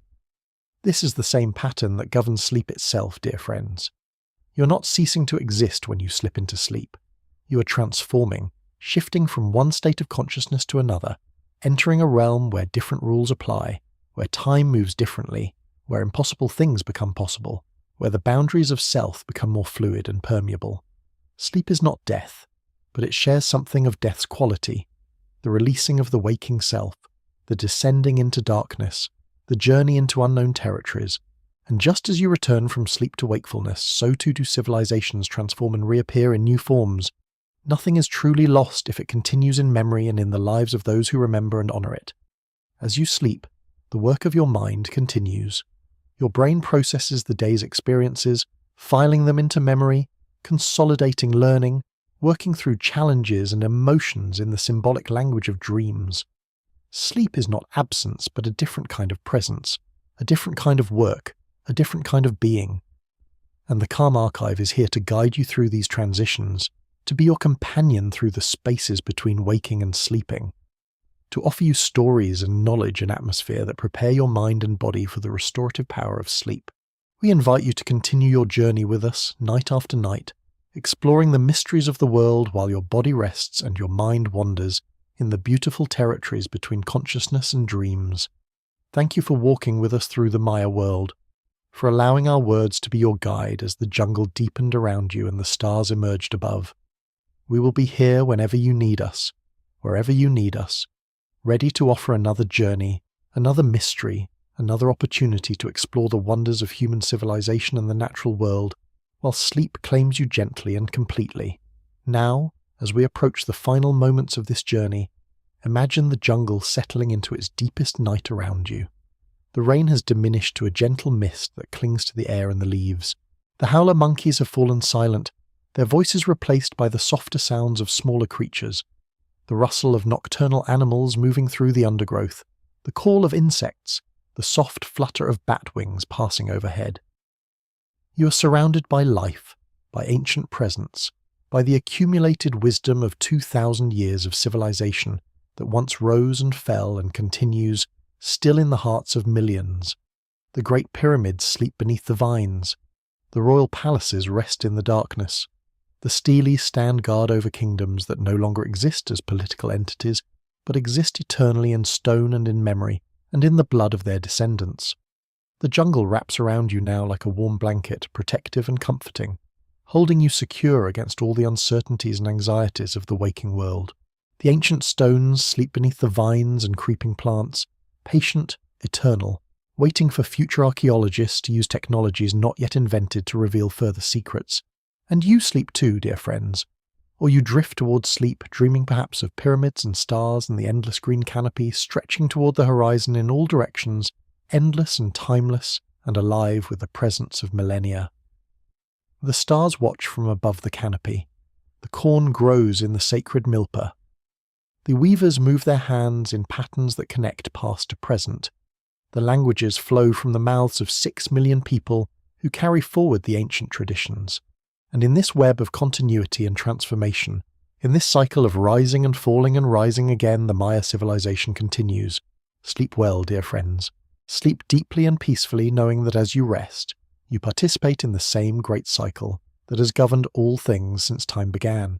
Since the first act of creation, when the gods shaped the world from chaos, when the first humans were formed from corn and water, when the stars took their places in the sky and began their eternal journey. Sleep well among the mysteries of the Maya. Let the jungle hold you. Let the stars watch over your dreams. Let the ancient rhythms of creation carry you down into the deep places of sleep where restoration happens, where memory consolidates, where the self is remade for another day. Sweet dreams, dear friends. Sweet dreams in the green darkness. Sleep well.